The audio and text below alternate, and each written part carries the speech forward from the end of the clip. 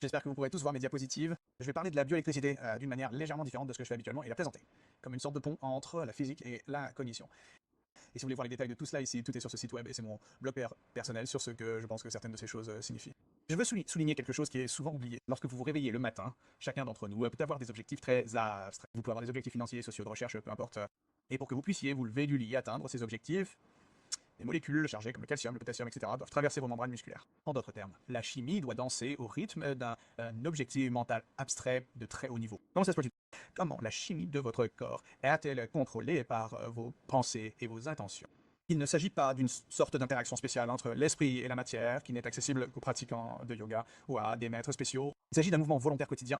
C'est le miracle incroyable du mouvement volontaire quotidien. Et nos corps sont construits de manière à pouvoir transposer ces objets mentaux extrêmement abstraits, comme les objectifs, etc., jusqu'à l'acte de changement chimique dans vos cellules, I'm inside, Thomas Eye dans vos cellules eye.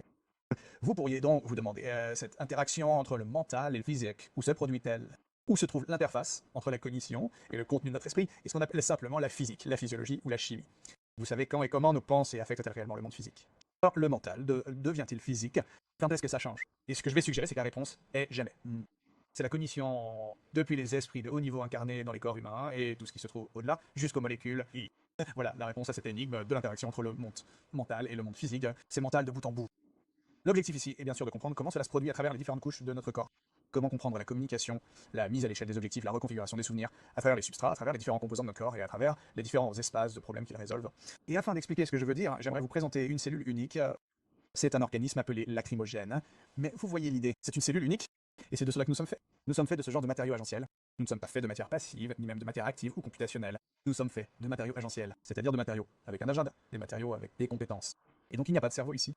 Il n'y a pas de système nerveux. Vous pouvez voir cette créature incroyable. Et la compétence qu'elle a dans son environnement. On pourrait se demander comment on a pu concevoir avec des matériaux comme ça. C'est complètement différent de la façon dont on le faisait avec le bois, le métal, les Lego, etc.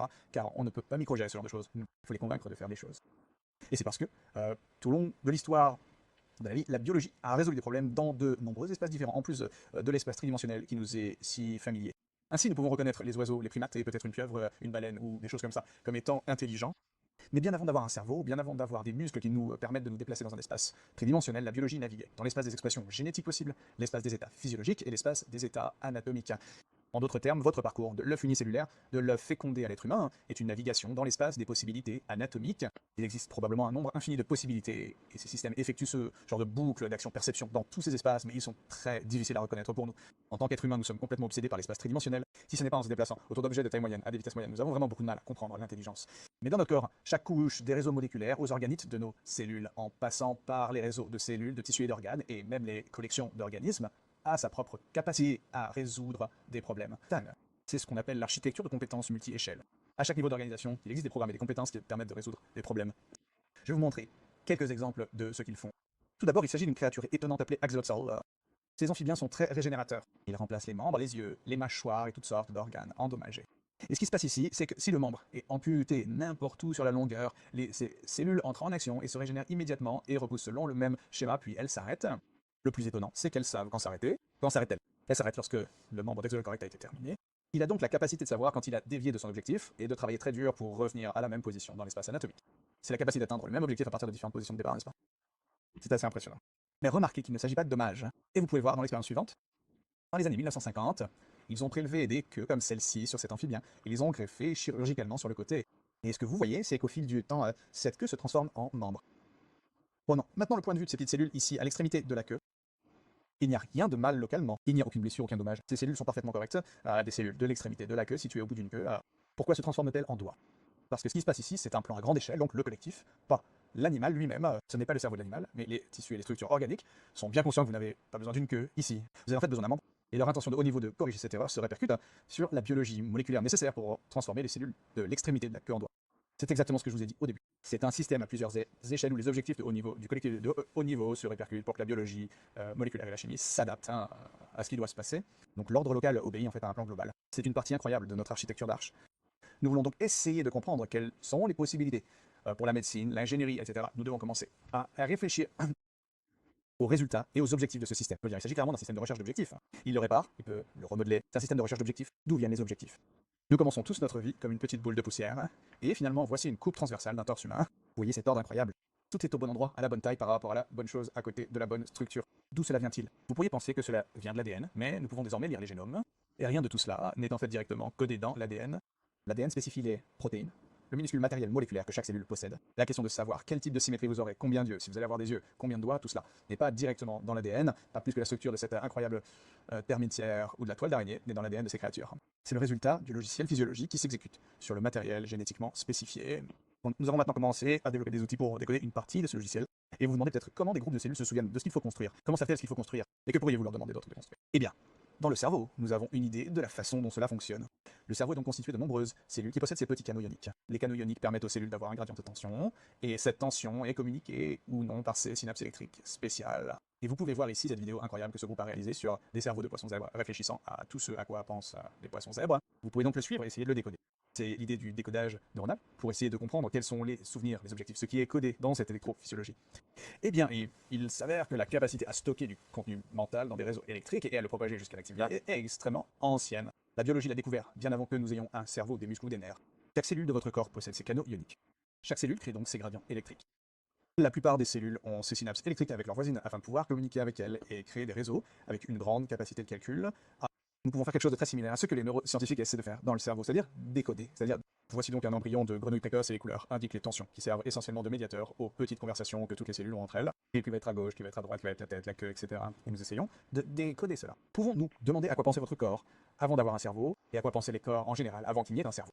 Nous avons donc créé des outils pour lire et écrire les souvenirs du corps par ces colorants fluorescents sensibles à la tension. Il s'agit donc d'une technologie permettant de lire de manière non invasive la communication électrique entre les cellules.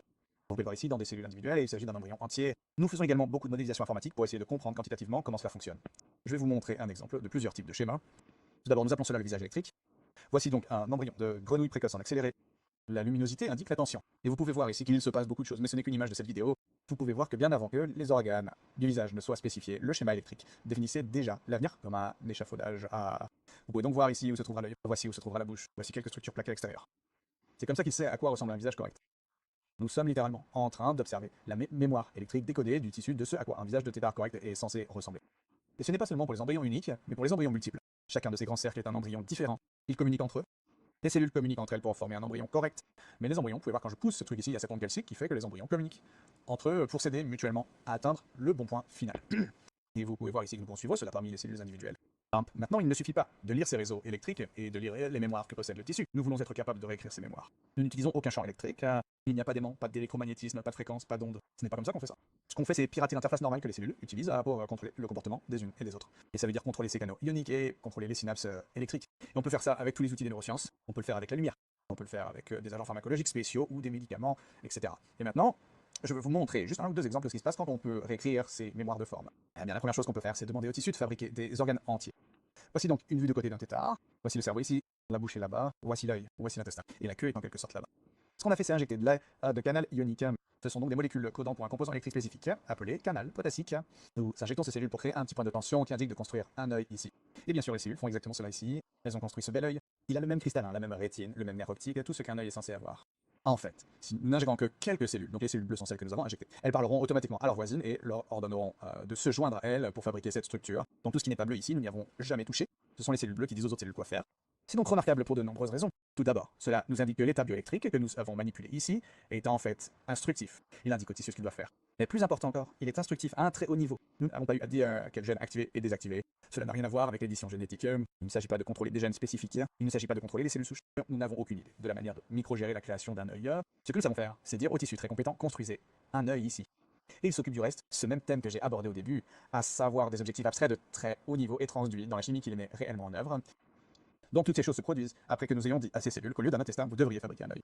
Ce que nous pouvons également faire, voici un autre exemple, et nous avons de nombreux exemples que je pourrais vous montrer, mais pour des raisons de temps, je ne vais vous en montrer que deux. C'est un ver plat appelé pleunard. Il existe une version japonaise appelée Lugisia japonica. Ceci est une autre espèce appelée Doradophila.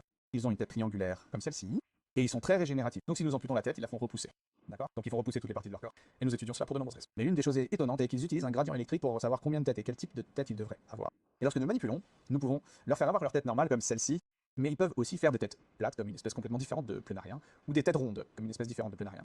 Elles sont à une distance de 100 à 150 millions d'années de celle-ci, mais sans aucune modification génétique. D'accord? Nous ne touchons pas du tout au génome.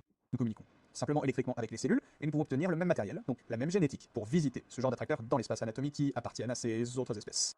Donc, et en fait, pas seulement la forme de la tête, mais la forme du cerveau et la distribution des cellules souches ici deviennent exactement comme celle de ces autres espèces. Vous pouvez demander au corps de prod un nouvel organe, d'accord, à un endroit différent. Vous pouvez demander au corps de produire des structures qui appartiennent à une espèce totalement différente. C'est donc le début de l'utilisation de cette interface bioélectrique pour des applications de médecine régénérative. Repair. Nous travaillons sur la régénération des membres, la réparation des malformations congénitales, la reprogrammation des tumeurs, toutes ces choses, lorsque nous apprenons l'interface bioélectrique par laquelle nous pouvons communiquer avec ces systèmes. Mais remarquez que tout ce que je vous ai montré jusqu'à présent, ce sont des structures normales qui ont évolué sur Terre. Donc cet œil était un œil de grenouille normal, ces têtes appartiennent à des espèces normales. Et quoi? Maintenant, nous devons réfléchir à ce qui va se passer lorsque les humains seront modifiés, ce que nous sommes déjà en train de nous modifier nous-mêmes, tant sur le plan biologique que technologique. Il va donc y avoir une incroyable variété d'êtres qui sont des combinaisons de nouvelles technologies avec des structures biologiques existantes. Nous pouvons donc nous demander d'où viennent ces objectifs. Nous savons d'où vient l'œil de grenouille dans la tête plénière. Ils sont issus de l'évolution, agissant sur des éons pour établir des structures particulières. Mais pour des êtres comme ceux-là qui n'ont jamais été là auparavant, d'où viennent les objectifs de leur tissu? Et afin d'essayer de comprendre, je vais vous présenter une forme de vie synthétique. C'est quelque chose que vous pourriez penser, si vous le voyez, que nous l'avons trouvé, au fond d'un lac quelque part, vous savez, un organisme primitif, mais en fait, si vous deviez le séquencer, vous trouveriez 100% d'Homo sapiens. Nous les appelons des anthropobots. Ils sont fabriqués à partir de cellules humaines adultes, pas embryonnaires, mais de cellules humaines adultes de patients provenant de biopsies épithéliales trachéales, et ils ont la capacité de s'auto-assembler en une minuscule créature qui nage. Son comportement est complètement différent. Il ne ressemble à aucun stade du développement humain. La plasticité est donc incroyable. Lorsque vous libérez vos cellules de l'influence du reste du corps, elles ont une vie différente. Et vous pouvez vous demander pourquoi cette chose n'a jamais existé auparavant. Ces anthropobots n'ont pas d'histoire évolutive. Que savent-ils faire? Eh bien, une chose qu'ils savent faire, c'est réparer les dommages, par exemple dans les neurones. Donc si vous placez un groupe de neurones humains dans une boîte de pétri, vous prenez un scalpel et vous faites une grande égratignure, donc une grande blessure comme celle-ci. Voici votre blessure normale. Et vous mettez un groupe de ces anthropobots étiquetés en vert. Ils trouveront un endroit dans cette blessure, ils atterriront là, et ce que vous verrez, c'est qu'ils commencent à tripoter les neurones à travers l'espace. Ils commencent à réparer. Si vous les soulevez 4 jours plus tard, c'est ce qu'ils font, ils réparent les dommages. Alors qui aurait pensé que vos cellules épithéliales trachéales, qui restent là tranquillement pendant des décennies à gérer le mucus et les particules d'air, etc., ont la capacité de devenir une toute autre petite créature. Et donc, vous savez, voilà à quoi elles ressemblent. Ils ont de petits poils sur leur surface extérieure qui leur permettent de nager. Ouh, ils ont 4 modèles de comportement différents entre lesquels ils peuvent basculer. Ils ont 9000 gènes exprimés différemment. D'accord, donc environ la moitié du génome est exprimé différemment. Encore une fois, nous n'avons rien fait au génome, nous n'avons pas touché au génome. Il n'y a pas de circuit de biologie synthétique ici, pas de nanomatériaux bizarres, pas d'échafaudage. Ce sont de nouvelles capacités d'un être qui s'assemble d'une manière qui n'a jamais existé auparavant dans l'évolution. Et les capacités et les opportunités ici sont incroyables parce que ces cellules sont fabriquées à partir de vos propres cellules. Vous n'auriez pas besoin d'immunosuppression, vous n'auriez pas besoin de supprimer votre système immunitaire si elles étaient injectées dans votre corps pour vous guérir, n'est-ce pas? Nous ne faisons qu'effleurer la surface de ce qu'elles peuvent faire, mais elles nous apprennent également ce scénario incroyable où les êtres vivants peuvent avoir des objectifs et des propriétés qui n'ont pas été fixés par l'évolution. Ils n'ont pas d'histoire évolutive. D'où viennent-ils? Eh bien, nous pensons maintenant que toutes ces sortes de choses, les anthropobots, les xénobots, toutes ces autres choses que nous fabriquons sont fondamentalement des véhicules pour explorer ce que vous pourriez appeler l'espace platonique ou un espace latent de possibilités ou un espace. Ces capacités, ces nouvelles expressions génétiques, ces nouveaux comportements, ces nouvelles formes, ces nouvelles propriétés physiologiques, ce ne sont pas juste des choses aléatoires qui se produisent par hasard. Elles sont tirées d'un espace structuré ordonné qui contient non seulement des vérités mathématiques, mais aussi des schémas d'ordre supérieur que nous reconnaissons comme des sortes d'esprits. Et vous pouvez voir qu'il y a tout un symposium que nous organisons cet automne sur cet espace plonique. Cette idée selon laquelle les êtres vivants, mais aussi les êtres conçus, comme les robots, les IA, les formes hybrides et les cyborgs, etc., bénéficient tous des intrusions de schémas provenant de cet espace. Et nous devons vraiment comprendre cela pour pleinement partie des technologies à venir. Je suggérerais que l'avenir de la biomédecine commence par parler un instant de la biomédecine. Ce sont toutes les stratégies familières de la biomédecine. Elles sont toutes ascendantes, vous savez, elles sont toutes axées sur le matériel. Mais il y a toutes ces technologies incroyables qui arrivent et qui ont trait à l'exploitation de l'intelligence, de la matière vivante. Et je pense que la biomédecine du futur ressemblera beaucoup plus à une sorte de psychiatrie sémantique qu'à de la chimie. Il s'agit vraiment de collaborer, de coopérer et de convaincre les différentes intelligences de votre corps de faire ce dont vous avez besoin. Et la dernière chose que je dirais est la suivante. En plus de toutes les avancées que cela va entraîner en médecine régénérative, en cancérologie, en malformation congénitale, en bio-ingénierie, en plus de tout cela, il y a une composante éthique et sociale ici à savoir que toutes les formes naturelles dont Darwin parlait lorsqu'il disait les formes infinies les plus belles ne sont qu'un tout petit coin de cet immense espace d'être. Toutes les combinaisons de matériaux évolués, de matériaux et de logiciels conçus, ainsi que les schémas de cet espace, tout cela constitue une sorte d'esprit incarné, nouveau et viable. Ainsi les cyborgs, les hybrides et toutes sortes de combinaisons possibles et imaginables vont arriver. Nous allons vivre avec ces êtres, avec lesquels nous sommes déjà. Beaucoup d'entre eux existent déjà, mais il y en aura certainement d'autres. Et nous devons vraiment comprendre tous ces éléments et développer un nouvel ensemble de principes éthiques pour nous rapprocher d'êtres qui ne nous ressemblent pas, qui sont véritablement extraterrestres et qui ne sont pas issus de notre vie évolutive. Et nous devons entrer dans une sorte de biosynthèse éthique avec ces êtres, afin qu'ils puissent mûrir en tant qu'espèce. Je vais donc m'arrêter là et remercier les étudiants et les post-doctorants qui ont réalisé une partie du travail que je vous ai montré aujourd'hui, ainsi que nos collaborateurs et notre support technique. Je tiens à vous informer que 3 entreprises ont concédé sous licence certaines de nos technologies et soutiennent notre travail. La plus grande partie de notre gratitude va au système modèle vivant qui nous ont appris tout ce que nous savons. Je vous remercie donc beaucoup de votre écoute.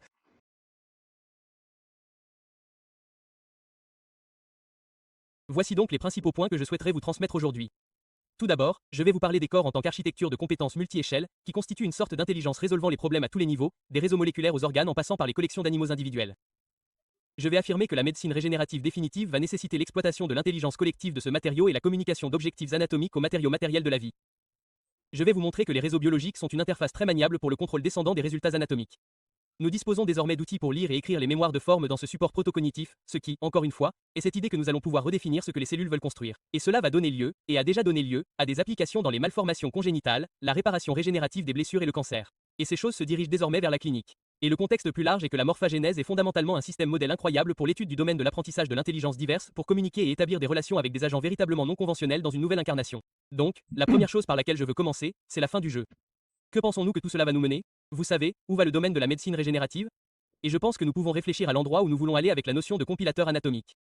L'idée est qu'un jour, vous serez capable de vous asseoir devant un ordinateur et de dessiner une plante, un animal, un organe, un biorobot, peu importe, de dessiner n'importe quel type de construction vivante, et ce que le système fera, c'est compiler cette description anatomique en un ensemble de stimuli qui seraient donnés à des cellules individuelles pour les amener à construire ce que vous voulez qu'elles construisent. Maintenant, si nous avions quelque chose comme ça, tous ces problèmes médicaux disparaîtraient. Ainsi, les malformations congénitales, les traumatismes, le cancer, le vieillissement, les maladies dégénératives, tout cela disparaîtrait parce que vous pourriez communiquer aux cellules comment vous voulez qu'elles construisent de nouveaux organes sains. Donc, toutes ces choses sont vraiment limitées par le problème de la communication et du traitement de l'information. Nous ne savons pas comment amener les cellules à construire des structures spécifiques. Et c'est donc très important. Cet appareil n'est pas une sorte d'imprimante 3D qui nous permettrait de micro-gérer les propriétés des cellules et des tissus. C'est un traducteur, c'est un appareil de communication.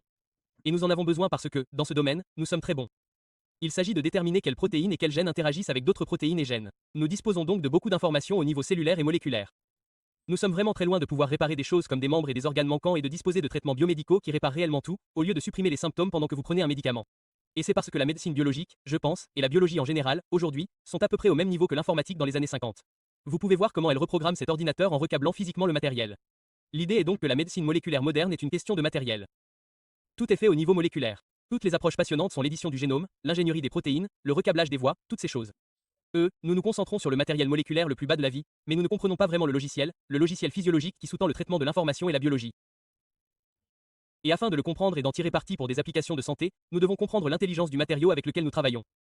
C'est le genre de choses dont nous sommes faits. C'est une cellule unique. D'accord, c'est un organisme connu sous le nom de lacrymogène. Une cellule, pas de cerveau, pas de système nerveux, mais une compétence extrême dans ses propres petits programmes. Et nous sommes tout faits de cellules individuelles. Et Jamie Davis et moi parlons de ce que c'est que de concevoir avec ce type de matériaux. C'est très différent de l'ingénierie avec du métal, du plastique et des choses comme ça. Un ensemble d'outils complètement différents est nécessaire pour concevoir avec le matériau avec des programmes en particulier parce que ce ne sont même pas les cellules qui sont le point de départ de l'intelligence. Même en dessous du niveau cellulaire, les voies moléculaires à l'intérieur des cellules individuelles sont déjà capables de 6 types d'apprentissage différents, y compris le conditionnement associatif pavlovien. Nous l'avons donc démontré dans un certain nombre d'articles et nous l'utilisons pour entraîner des cellules individuelles et des voies moléculaires en laboratoire pour des choses comme le conditionnement de médicaments et d'autres applications. Mais le matériel possède une intelligence à tous les niveaux. Et je peux vous montrer quelques exemples. Voici un exemple de résolution de problèmes au niveau transcriptionnel et physiologique. Nous avons donc ces verres plats, ces plénariums. Vous les mettez dans une solution de barium. Dans le barium, tous les canaux potassiques sont bloqués. La tête explose littéralement du jour au lendemain, ils perdent leur tête parce que les cellules sont très mécontentes de ne pas pouvoir faire passer le potassium. Mais en peu de temps, une nouvelle tête repousse et la nouvelle tête est complètement adaptée au barium. Aucun problème, elle pousse très bien. Et que s'est-il passé? Nous avons donc vérifié et il s'avère que ces Planaria Expo adaptés au barium n'expriment qu'une poignée de gènes, soit une douzaine de gènes différents de ceux des Planaria standards. Cela signifie que sous un nouveau facteur de stress, une barrière que les Planaria n'ont jamais vue auparavant, ces cellules improvisent une solution parmi des dizaines de milliers de gènes possibles. Elles identifient très rapidement une douzaine de gènes pour résoudre leurs problèmes. C'est un peu comme si on était assis dans un réacteur nucléaire en train de fondre. Il y a 1 million de boutons, et on n'a pas le temps d'essayer tous les boutons au hasard pour voir ce qui se passe. Il faut avoir une stratégie pour savoir quoi faire pour résoudre son problème. Les cellules sont donc très douées pour prendre en compte les facteurs de stress physiologiques et utiliser les outils à leur disposition, y compris leur génétique. Leur génome est un outil à utiliser. Elles improvisent une solution. Et cela se produit dans de nombreux types d'espaces différents. Donc, dans votre corps, vous savez, depuis les réseaux moléculaires jusqu'aux organites subcellulaires, en passant par les tissus, etc. Tous ces systèmes vivent dans leur propre espace. Et ils sont capables de naviguer dans cet espace de manière adaptative pour résoudre des problèmes, apprendre, etc. Et en tant qu'être humain, nous sommes plutôt bons pour reconnaître l'intelligence dans un espace tridimensionnel, c'est-à-dire des objets de taille moyenne se déplaçant à des vitesses moyennes dans un espace 3D comme les oiseaux, les primates et des choses comme ça. Mais nous ne sommes vraiment pas très bons pour remarquer l'intelligence lorsque le corps est très grand ou très petit, très rapide ou très lent. Notre propre micrologiciel évolutif limite en quelque sorte ce que nous pouvons voir nativement. Et la biologie, quant à elle, utilise tous ces autres espaces. Elle navigue dans l'espace transcriptionnel, l'espace des états physiologiques, l'espace des états anatomiques possibles. C'est celui dont nous allons parler aujourd'hui, l'espace morphologique le plus anatomique. Donc, je mets l'accent sur l'idée de la biologie non pas comme un ensemble de processus mécaniques en boucle ouverte, mais en fait comme des systèmes qui sont principalement des systèmes de navigation qui se déplacent dans divers espaces et essaient d'atteindre des états spécifiques au sein de ces espaces, c'est-à-dire qu'ils ont des objectifs et des compétences différentes pour atteindre ces objectifs. Et c'est le voyage que nous avons tous entrepris. Nous avons tous commencé notre vie comme une petite oasis non fertilisée. Donc une petite goutte de produit chimique au repos, puis, petit à petit, nous devenons l'une de ces choses ou peut-être même quelque chose comme ça. Une complexité incroyable. Mais vous remarquerez que, dans le développement, il n'y a pas de moment magique auquel nous devenons soudainement un esprit. D'accord, c'est lent et progressif. Ce n'est pas une question de catégorie de matière morte ou stupide par rapport aux êtres intelligents. Cette intelligence est ancrée tout au fond des réseaux moléculaires qui sous-tendent même les cellules. Et c'est un processus graduel d'augmentation d'échelle, d'amélioration, d'expansion de la lumière cognitive, de projection dans de nouveaux espaces, au fur et à mesure que vous quittez le domaine de la physique et de la chimie pour entrer dans le domaine des sciences du comportement, de la psychiatrie, de la psychanalyse, etc. Et ce qui se passe, c'est que ces embryons s'auto-organisent et il est intéressant de se demander combien d'individus il y a dans un seul embryon et ce qu'est un embryon. La raison pour laquelle nous appelons cela une explosion embryonnaire ou peut-être 100 000 cellules à ce stade. La raison pour laquelle nous appelons cela un embryon et pas seulement un amas de cellules est l'alignement, à la fois physique et, plus importante encore, géologique. Ces cellules sont toutes engagées dans le même objectif, la même histoire de ce qu'elles devraient faire, ou elles devraient aller dans l'espace morphologique anatomique. Un embryon est fondamentalement un modèle de monde partagé. C'est vraiment ce qui convainc toutes les cellules qu'elles vont travailler ensemble pour un résultat particulier. Mais si nous faisons des rayures dans ce blastodorme, chacune de ces îles devient en fait son propre embryon. On sait depuis très longtemps que toutes ces cellules s'auto-organisent et que l'on finit par obtenir des jumeaux, des triplés, etc. Donc la question de savoir combien d'individus, combien d'esprits peuvent émerger de ce blaster n'est pas fixée par la génétique. C'est une chose dynamique. Tout comme les corps s'auto-organisent à partir d'un milieu excitable. Chacun acquiert la cognition nécessaire pour naviguer dans ce monde. Et il peut y avoir de 0 à probablement une demi-douzaine d'individus distincts ou plus qui peuvent se former à partir de ce blaster. Et cela soulève toutes sortes de questions intéressantes sur la capacité de charge maximale, comme le nombre d'esprits humains qui peuvent réellement être produits à partir d'un seul embryon.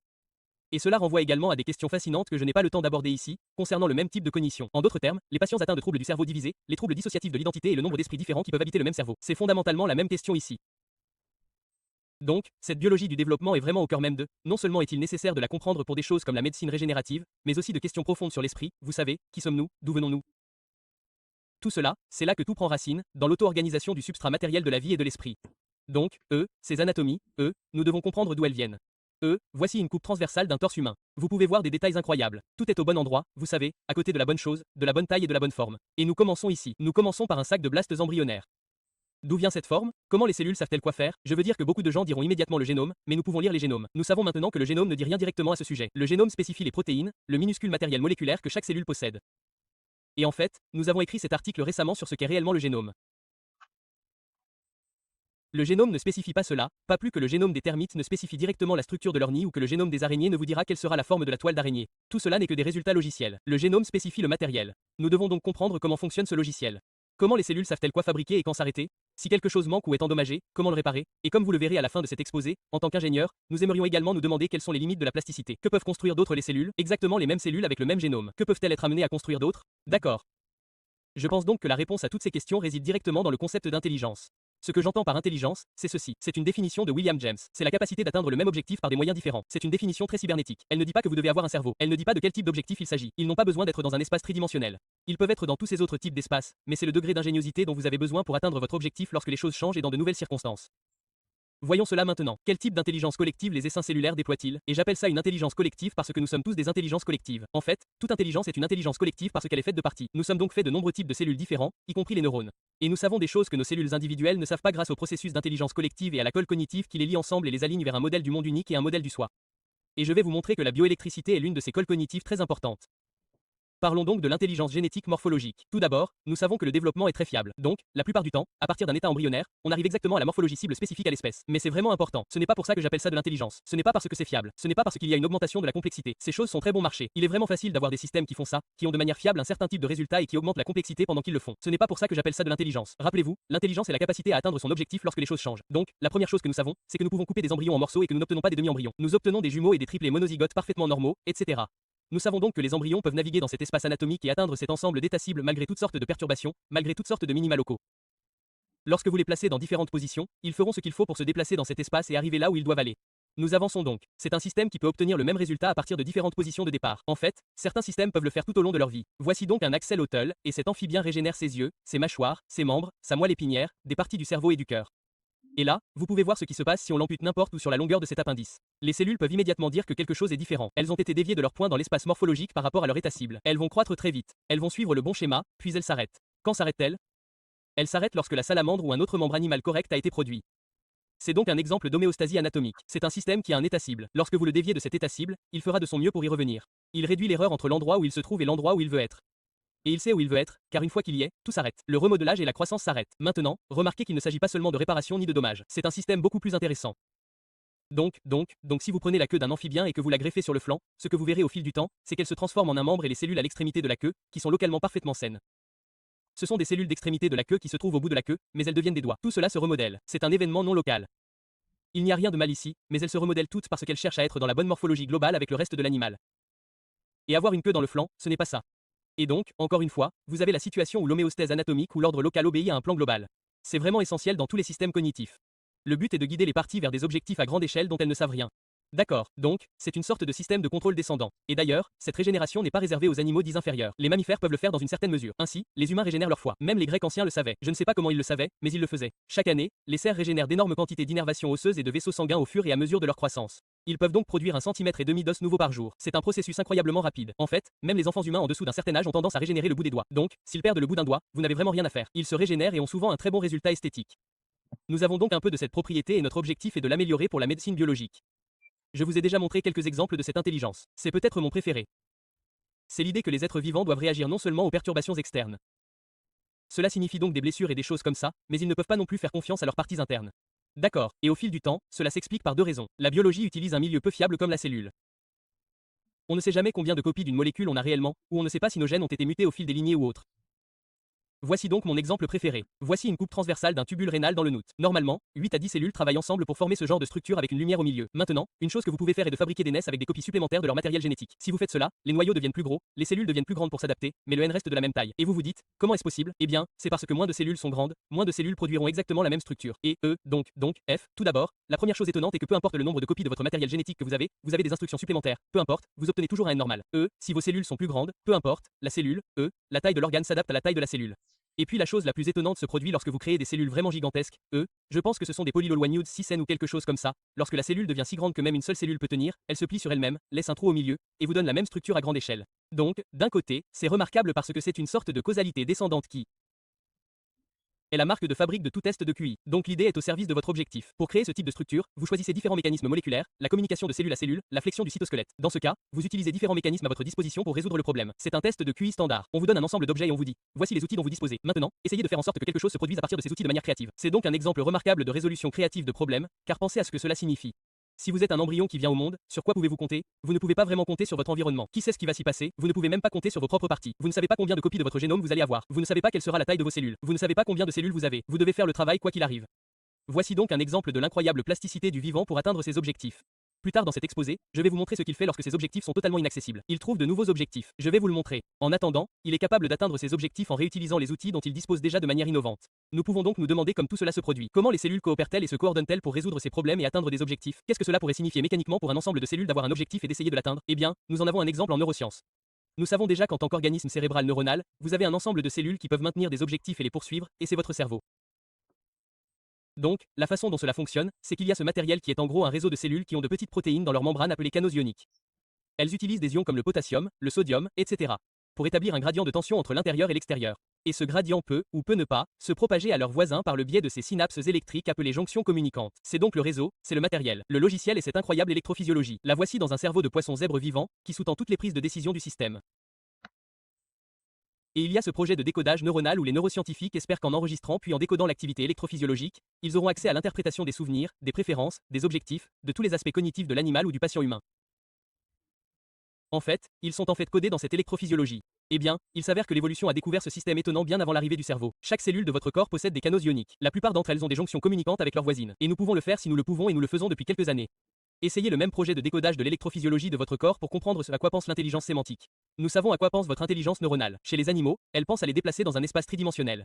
Mais vos réseaux bioélectriques du reste de votre corps, qui ont été découverts à l'époque des biofilms bactériens, sont incroyablement anciens dans l'évolution. Ce à quoi ils pensent, c'est à la manière de déplacer la configuration de votre corps dans l'espace anatomique. Nous avons donc développé des outils. La première imagerie fluorescente sensible au voltage pour pouvoir lire et écrire ces informations ou pour détecter les changements dans ces propriétés électriques des cellules. L'idée est donc que nous pouvons scanner un embryon de grenouille précoce. Voici quelques cellules dans une boîte de pétri qui décident si elles vont rejoindre cette masse ou s'en éloigner. Les couleurs représentent la tension. D'accord, ce ne sont pas des modèles, ce sont de vraies données. Nous pouvons désormais observer toutes les conversations que les cellules ont entre elles et tous les schémas électriques qui se produisent. Nous faisons beaucoup de simulations informatiques. Donc, en lien avec la biologie moléculaire, nous savons quels canaux et quelles pompes sont exprimés. la simulation quantitative au niveau des tissus, puis nous la connectons à des idées, par exemple l'apprentissage automatique, tel que la complétion ou la régénération de schémas, où vous pouvez voir ce dont le réseau se souvient et comment, lorsque des parties sont manquantes, il peut restaurer cette mémoire. Laissez-moi vous montrer quelques schémas spécifiques. C'est ce que nous appelons le visage électrique. Voici un embryon de grenouille précoce qui assemble son visage en accéléré. Et ce que vous pouvez voir ici, et encore une fois, la couleur, l'échelle de gris, c'est, différents niveaux de tension. Ce que vous voyez ici, c'est qu'il se passe beaucoup de choses, mais ce n'est qu'une image. Donc, avant même que les gènes ne s'activent pour régionaliser le visage, vous avez déjà un échafaudage subtil, un pré-modèle énergétique de l'anatomie qui dit, voici où l'œil va être, voici où la bouche va être, voici les plouds. Ce tissu sait déjà à quoi ressemble un visage de grenouille et si vous changez ce modèle, tout le reste, tout ce qui est en aval, l'expression des gènes, l'anatomie suivra. C'est vraiment excitant. Ces améliorations dans l'imagerie de tension ont été incroyables quand et j'aime ça comme une sorte d'exemple. Donc, en astronomie, en 1990, c'est ce que nous avions pour Pluton. C'était la meilleure image que nous ayons eue de Pluton en 96 et les choses se sont améliorées en 2002. Cela aurait dû ressembler à ça, mais en 2017, c'était comme ça. C'est remarquable, n'est-ce pas? Voici Pluton à la limite de notre système solaire. Et cette image est la même chose. Voici à quoi ressemblait un point oculaire en 2012. Nous avons maintenant une image qui ressemble à ça, où nous pouvons voir des cellules individuelles. Nous pouvons suivre la tension et maintenant nous pouvons voir l'incroyable complexité des données qui sont en fait traitées par ces tissus. Mais suivre ces schémas ne suffit pas. Vous devez pouvoir les modifier. Il ne s'agit pas seulement de caractériser ce qui se passe. Vous devez pouvoir écrire les informations. Et donc, la façon dont nous faisons cela maintenant est très importante. Nous n'utilisons aucun champ appliqué. D'accord. Il n'y a donc pas d'ondes, de fréquences, de rayonnement électromagnétique, pas d'aimant, rien, pas d'électrodes, rien de ce genre. Ce que nous faisons à la place, c'est que nous manipulons l'interface que les cellules utilisent normalement pour se contrôler mutuellement. En d'autres termes, voici les synapses électriques entre les cellules et nous pouvons les ouvrir et les fermer. Et voici les canaux ioniques réels qui définissent les états de tension. Et encore une fois, nous pouvons les ouvrir et les fermer en utilisant des médicaments, en utilisant l'optogénétique, en utilisant une méthode qui nous permet d'introduire des canaux mutants qui ont des propriétés différentes. Donc, en gros, nous volons tous les outils des neurosciences parce que c'est fondamentalement le même problème. Et l'un de mes arguments est que les neurosciences ne concernent pas du tout les neurones. Elles concernent la mise à l'échelle de l'intelligence des cellules vers des collectifs plus vastes. Et tous les outils des neurosciences, à la fois les outils de laboratoire, puis les techniques, et aussi les concepts, tout, de l'inférence active, de la perception par stabilité, des modèles de mémoire, tout, peut être remappé sur la biologie du développement. Tout fonctionne de la même manière parce que ce que l'évolution a fait en créant le neurone, tous ces phénomènes neuronaux auxquels nous sommes habitués, c'est une signalisation électrique bioélectrique accélérée. Donc, au lieu de minutes, les choses dans le cerveau prennent des millisecondes et sont projetées dans un nouvel espace. En plus de naviguer dans l'espace anatomique, une fois que vous avez des nerfs et des muscles, vous pouvez naviguer dans un espace tridimensionnel, mais tout le reste est fondamentalement identique. Il est donc temps pour moi de vous montrer ce que vous pouvez réellement faire avec cela, car ce que je soutiens, c'est qu'il s'agit de cette interface biologique et de cette façon de penser à ce qui se passe. Considérer la signalisation biologique comme la colle cognitive qui lie les cellules individuelles vers un objectif plus large est une interface incroyablement utile pour effectuer des changements qui sont importants pour la médecine. Je vais vous les montrer. Tout d'abord, réfléchissons au cône de lumière cognitive de ce système. Voici donc une cellule individuelle et les cellules individuelles ont de minuscules lions cognitifs. Le lion cognitif est défini comme la taille du plus grand objectif que le système peut avoir. C'est ma définition, lorsque j'ai mis en place ce concept, c'était pour capturer cette idée que les types d'objectifs que vous pouvez avoir déterminent votre niveau d'intelligence. Et donc ce genre de système ne s'intéresse qu'aux états métaboliques et physiologiques dans une toute petite région. Ils ont un peu de mémoire, un peu d'anticipation, en fait un potentiel, mais c'est très petit à la fois dans l'espace et dans le temps, ce cône est très petit. Mais au cours de l'évolution et du développement, ils rejoignent des réseaux et les réseaux ont un énorme avantage par rapport à ces types qui ont un énorme potentiel cognitif. Par exemple, le but de ce système est de rester ce membre. Si vous essayez de le dévier, il essaiera d'y revenir. C'est comme ça que vous savez que c'est un objectif, car lorsque vous déviez le système, il essaie de revenir en arrière. Et ce sur quoi il travaille. Alors que ce système ou ces cellules travaillent sur de tout petits objectifs, cette chose travaille sur un projet de construction géant. C'est immense. C'est un membre entier. Aucune cellule individuelle ne sait ce qu'est un doigt ou combien de doigts elle est censée avoir. Les cellules individuelles ne le savent pas, mais le collectif le sait certainement. Et maintenant, elles peuvent. Alors que cette cellule essayait de manière adaptative d'atteindre ses objectifs locaux, ce système atteint de manière adaptative cet objectif géant. Donc, une chose à laquelle nous pouvons penser, c'est la mise à l'échelle et les changements de taille de ce lion cognitif. Mais il peut aussi rétrécir. C'est donc le glioblasto. C'est ce qui arrive lorsque des cellules individuelles se déconnectent de ce réseau électrique. Elles ne peuvent plus se souvenir de ce grand objectif sur lequel elles travaillaient.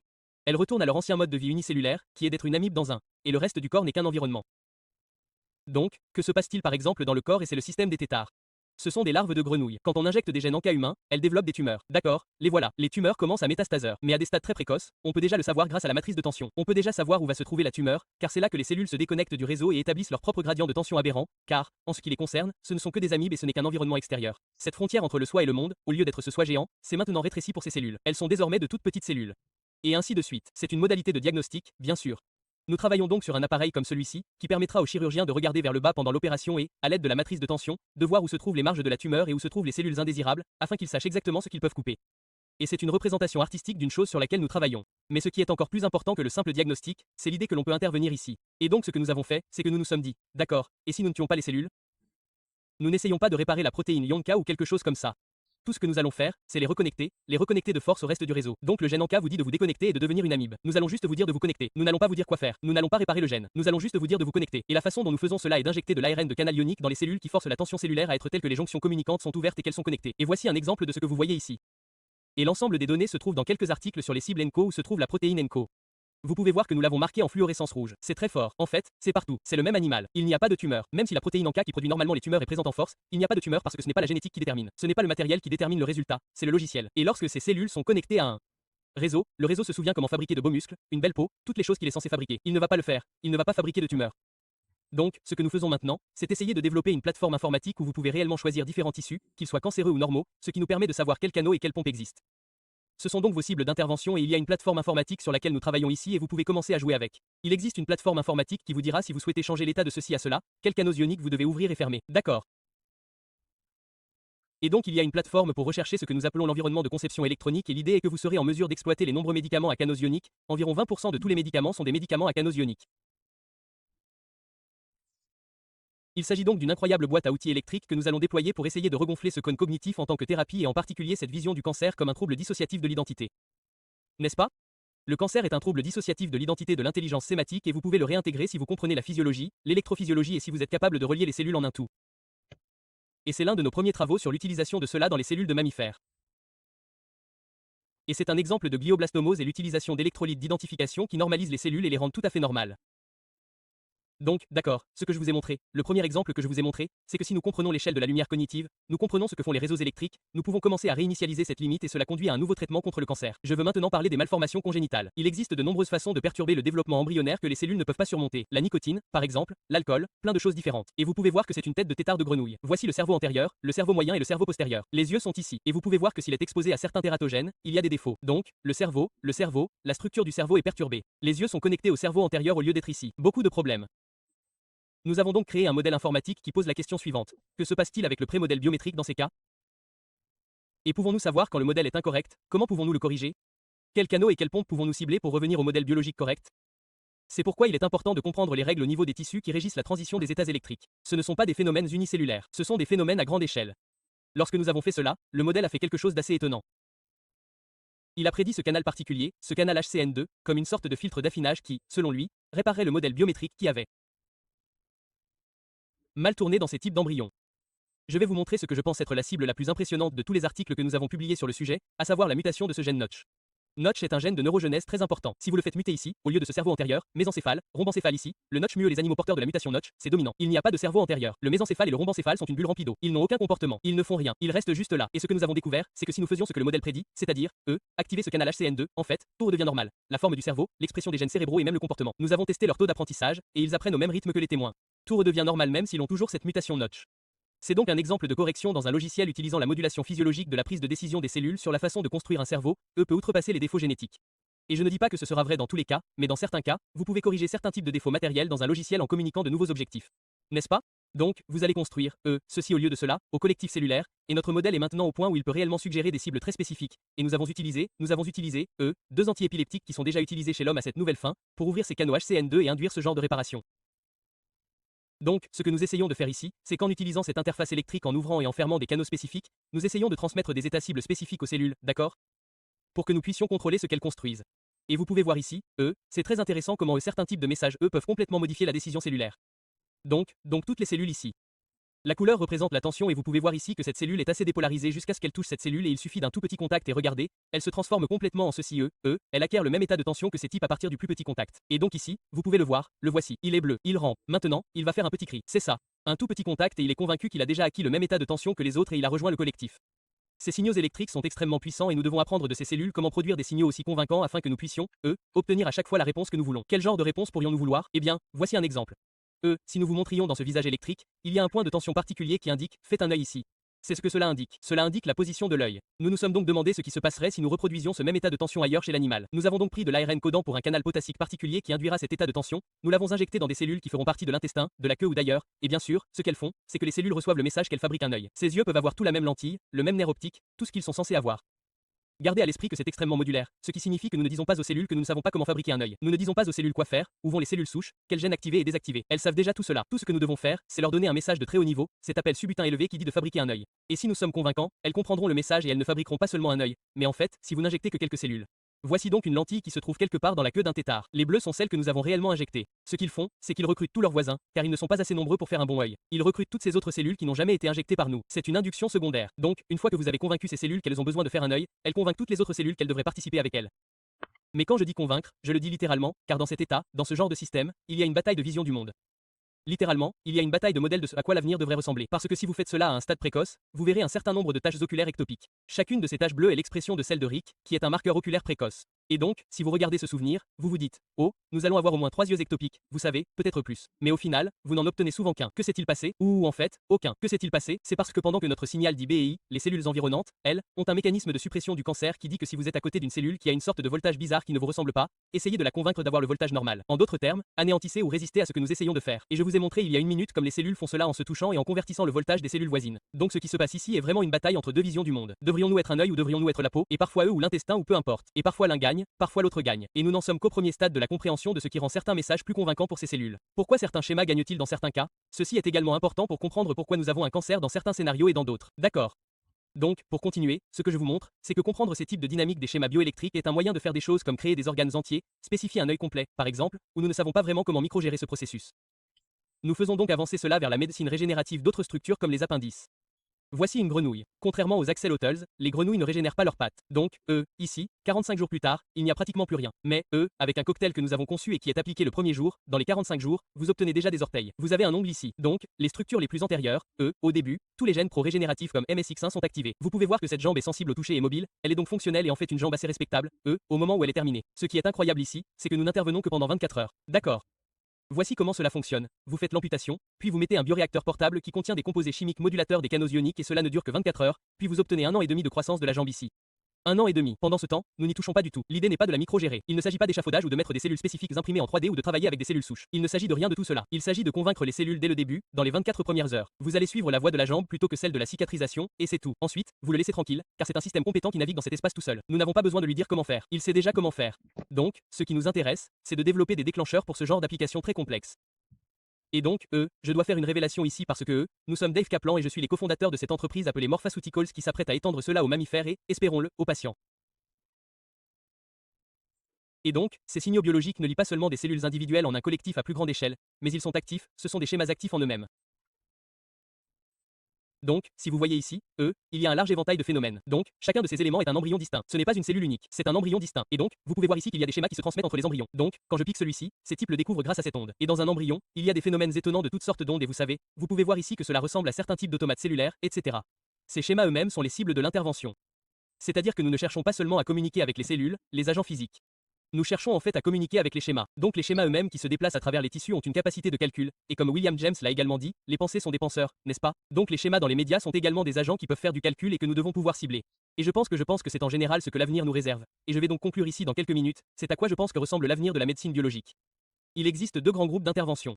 Jusqu'à présent, tout s'est fait de manière ascendante. Ce sont toutes des choses qui ciblent le matériel et qui espèrent que vous obtiendrez finalement la bonne réponse au niveau du système.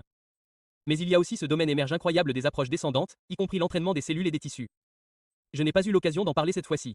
Et toutes sortes d'électroscopies, qui sont une catégorie spéciale de morphothérapie, qui sont, encore une fois, des interventions qui n'essaient pas de microgérer le système, mais qui tentent en fait de communiquer et de collaborer avec l'intelligence et la capacité de résolution de problèmes, la capacité de navigation de ces systèmes à toutes les échelles. C'est pourquoi je pense que la médecine du futur ressemblera beaucoup plus à une sorte de psychiatrie sémantique qu'à de la chimie. L'électricité bioélectrique n'est pas la seule couche, mais c'est une excellente couche pour commencer à comprendre cela, et tout cela est décrit en détail ici. Ce que nous faisons maintenant pour essayer de rendre cela encore plus facile, c'est de vous faire utiliser l'IA et d'autres outils pour commencer à communiquer avec toutes les différentes couches. Donc, la couche biélectrique va des composants subcellulaires jusqu'à l'esprit du patient, et à chaque niveau, il y a de nouveaux agents avec lesquels communiquer, et nous développons des outils d'IA pour le faire, ainsi qu'une plateforme robotique. Nous travaillons avec le laboratoire de Josh Bongar à l'UVM, et également avec le groupe de Don Yenge au Visa Institute pour créer une plateforme où nous pouvons faire une robotique, une véritable robotique de laboratoire pilotée par l'IA pour essayer d'améliorer notre capacité à communiquer avec ces choses. Et la dernière chose que je veux vous montrer, c'est que je veux juste revenir à notre point de départ. Tout cela ne concerne pas fondamentalement la médecine régénérative. Les applications médicales sont un résultat vraiment passionnant, mais elles ne sont qu'une application d'une question beaucoup plus profonde. Une question plus profonde est de savoir quel genre d'esprit peuvent être incarnés dans le monde physique et quel est le spectre d'intelligence qui existe dans une incarnation non conventionnelle. Nous savons donc qu'il existe un gradient progressif dans l'évolution et le développement des cellules individuelles aux humains modernes. Mais bien sûr, il existe également un autre spectre avec les changements technologiques et biologiques. Et on peut se demander, vous savez, jusqu'ici je vous ai montré, je vous ai montré des façons de modifier. Et en fait, je n'ai pas parlé des plénérias. Mais nous avons ces vers plats, nous pouvons leur faire avoir deux têtes ou, en fait, des têtes d'autres espèces. Vous pouvez faire toutes sortes de changements, mais toutes ces choses, des yeux supplémentaires, des têtes supplémentaires, des membres supplémentaires, toutes ces choses sont des composants qui ont évolué naturellement. En d'autres termes, elles existent chez d'autres animaux. Que se passe-t-il lorsque nous commençons à créer des êtres comme ceux-ci qui n'ont jamais existé auparavant et pour lesquels vous ne pouvez pas blâmer l'évolution pour expliquer pourquoi ils ont certains comportements sous certaines formes? Je voudrais donc vous présenter rapidement une nouvelle forme de vie qui est constituée de cellules existantes, mais qui a une incarnation complètement différente. Nous les appelons des anthropobots. Si je ne vous disais pas ce que c'est, vous pourriez penser qu'il s'agit d'une sorte d'organisme primitif que nous avons trouvé au fond d'un lac quelque part. Si vous deviez le séquenceur, vous découvririez qu'il s'agit à 100% d'Homo sapiens. Ce sont des cellules épithéliales trachéales humaines adultes, non embryonnaires, complètement normales et non modifiées, qui s'auto-assemblent et forment cette petite chose automobile qui a une structure et un comportement qui ne ressemblent à aucune séquence de développement humain. Voici à quoi elles ressemblent. Elles peuvent se déplacer car elles ont ces petits poils appelés psia sur leur surface extérieure. Elles ont 4 types de comportements différents. Vous pouvez dessiner un étogramme des probabilités de transition. Vous pouvez donc les étudier comme n'importe quel autre animal. Si vous regardez leur expression génétique, plus de 9000 gènes sont exprimés différemment par rapport à leur tissu d'origine. Environ la moitié du génome est désormais différente. Nous n'avons rien fait à l'ADN. Il n'y a pas de circuit synthétique ici. Il n'y a pas d'édition génomique, pas de nanomatériaux, pas de médicaments bizarres. Ils font cela parce qu'ils ont un nouveau mode de vie.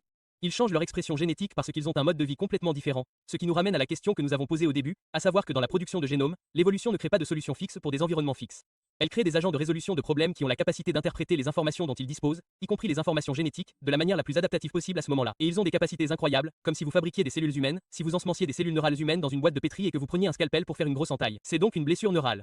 Les anthropobots vont s'installer. Ils vont fabriquer ce genre de superbots et vous pourrez voir ce qu'ils font. Si vous les soulevez, ils commencent à combler l'écart. D'accord? Qui aurait pensé que vos cellules épithéliales trachéales, qui restent tranquillement dans vos voies respiratoires pendant des décennies, pourraient avoir une vie différente en tant que petites créatures automobiles? Et d'ailleurs, elles savent comment réparer les blessures neurales. Nous espérons qu'il s'agit d'un nouveau type de thérapie personnalisée, ce qui signifie que vous pouvez l'utiliser dans votre corps. Vous n'avez pas besoin d'immunosuppression. Ce seront vos propres cellules, avec 1 milliard d'années d'histoire pour savoir ce qu'est l'inflammation, l'infection et le cancer. C'est beaucoup plus sophistiqué que n'importe quel nanobot que nous pouvons construire. Vous, mais aussi, n'est-ce pas? C'est donc une intervention biomédicale personnalisée, mais c'est aussi une fenêtre sur la plasticité, et c'est un outil d'exploration pour comprendre quels sont les schémas disponibles, qui n'ont jamais été sélectionnés au cours de l'évolution. Il n'y a jamais eu d'anthropote. Il n'y a jamais eu de sélection pour être un bon anthropote. Donc, je veux terminer avec ce concept, cette idée que, vous savez, quand Darwin a dit, les formes infinies sont les plus belles, il pensait aux formes naturellement évoluées sur Terre, qui ne sont qu'un tout petit coin de cet incroyable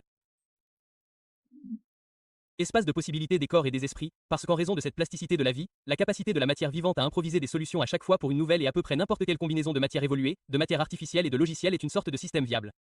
Des cyborgs et des hybras. De toutes sortes qui peuvent utiliser des schémas qui viennent d'où viennent les règles des mathématiques. Ce n'est pas dans le monde physique. C'est un ensemble différent de schémas et nous allons devoir nous adapter à nos cadres éthiques à un nouveau type de bioesse synthétique avec des êtres qui ne nous ressemblent pas. Et tout ce que je vous ai montré dans le domaine biomédical, la reprogrammation des objectifs du collectif cellulaire et tout ça, ce n'est qu'un exemple. C'est une forme précoce de tentative de détection et de communication avec une intelligence qui n'est pas comme la nôtre. Parce que si nous ne pouvons pas faire ça avec nos propres cellules corporelles, il y a de fortes chances que nous soyons capables de le faire avec une grande variété d'êtres à venir avec qui nous allons partager notre monde, sans parler des IA, mais de tous les êtres composites, vous savez, les cyborgs et tout ça. Ou bien sûr la vie extraterrestre, vous savez, nous ne sommes pas prêts pour tout ça si nous ne pouvons même pas communiquer avec nos propres cellules corporelles. C'est tout, je vais m'arrêter là et résumer. Ce que nous recherchons, c'est une communication et une collaboration améliorée avec le matériau agentiel de la vie. La médecine régénérative définitive n'est pas un problème de génétique ou de biochimie. C'est en fait une branche des sciences cognitives, de l'informatique ou des sciences de l'information. L'électricité bioélectrique est l'interface qui permet de réécrire les états cibles de ces intelligences fondamentales. Nous pouvons redéfinir les frontières. Je vous l'ai montré dans les exemples du cancer et nous pouvons tirer parti des compétences de résolution de problèmes des cellules et des tissus. Nous ne faisons qu'effleurer la surface. La plasticité de cette intelligence cellulaire peut conduire à des outils tels que les anthropobots pour des interventions personnalisées. Mais la bioingénierie nous offre en réalité des possibilités incroyables d'utiliser la bioélectricité et d'autres modalités irréparables. Nous parlons donc d'augmentation, vous savez, de liberté d'incarnation, ce genre de choses. Et fondamentalement, cette communication avec une intelligence collective de cellules qui vivent, fonctionnent et exercent leur intelligence et leur morphospace est un système modèle pour ce nouveau domaine émergent. Je tiens donc à remercier les post-doctorants et les étudiants qui ont fait tout le travail que je vous ai montré aujourd'hui, nos nombreux collaborateurs extraordinaires, nos divers bailleurs de fonds qui ont soutenu différents aspects de notre travail au fil des ans. Voici les informations à fournir. 3 entreprises sont nées de certaines des choses que je vous ai montrées aujourd'hui. Et je remercie tout particulièrement les systèmes modèles, car ils font tout le travail difficile et ce sont eux qui nous apprennent tout cela. Je vais donc m'arrêter là. Merci.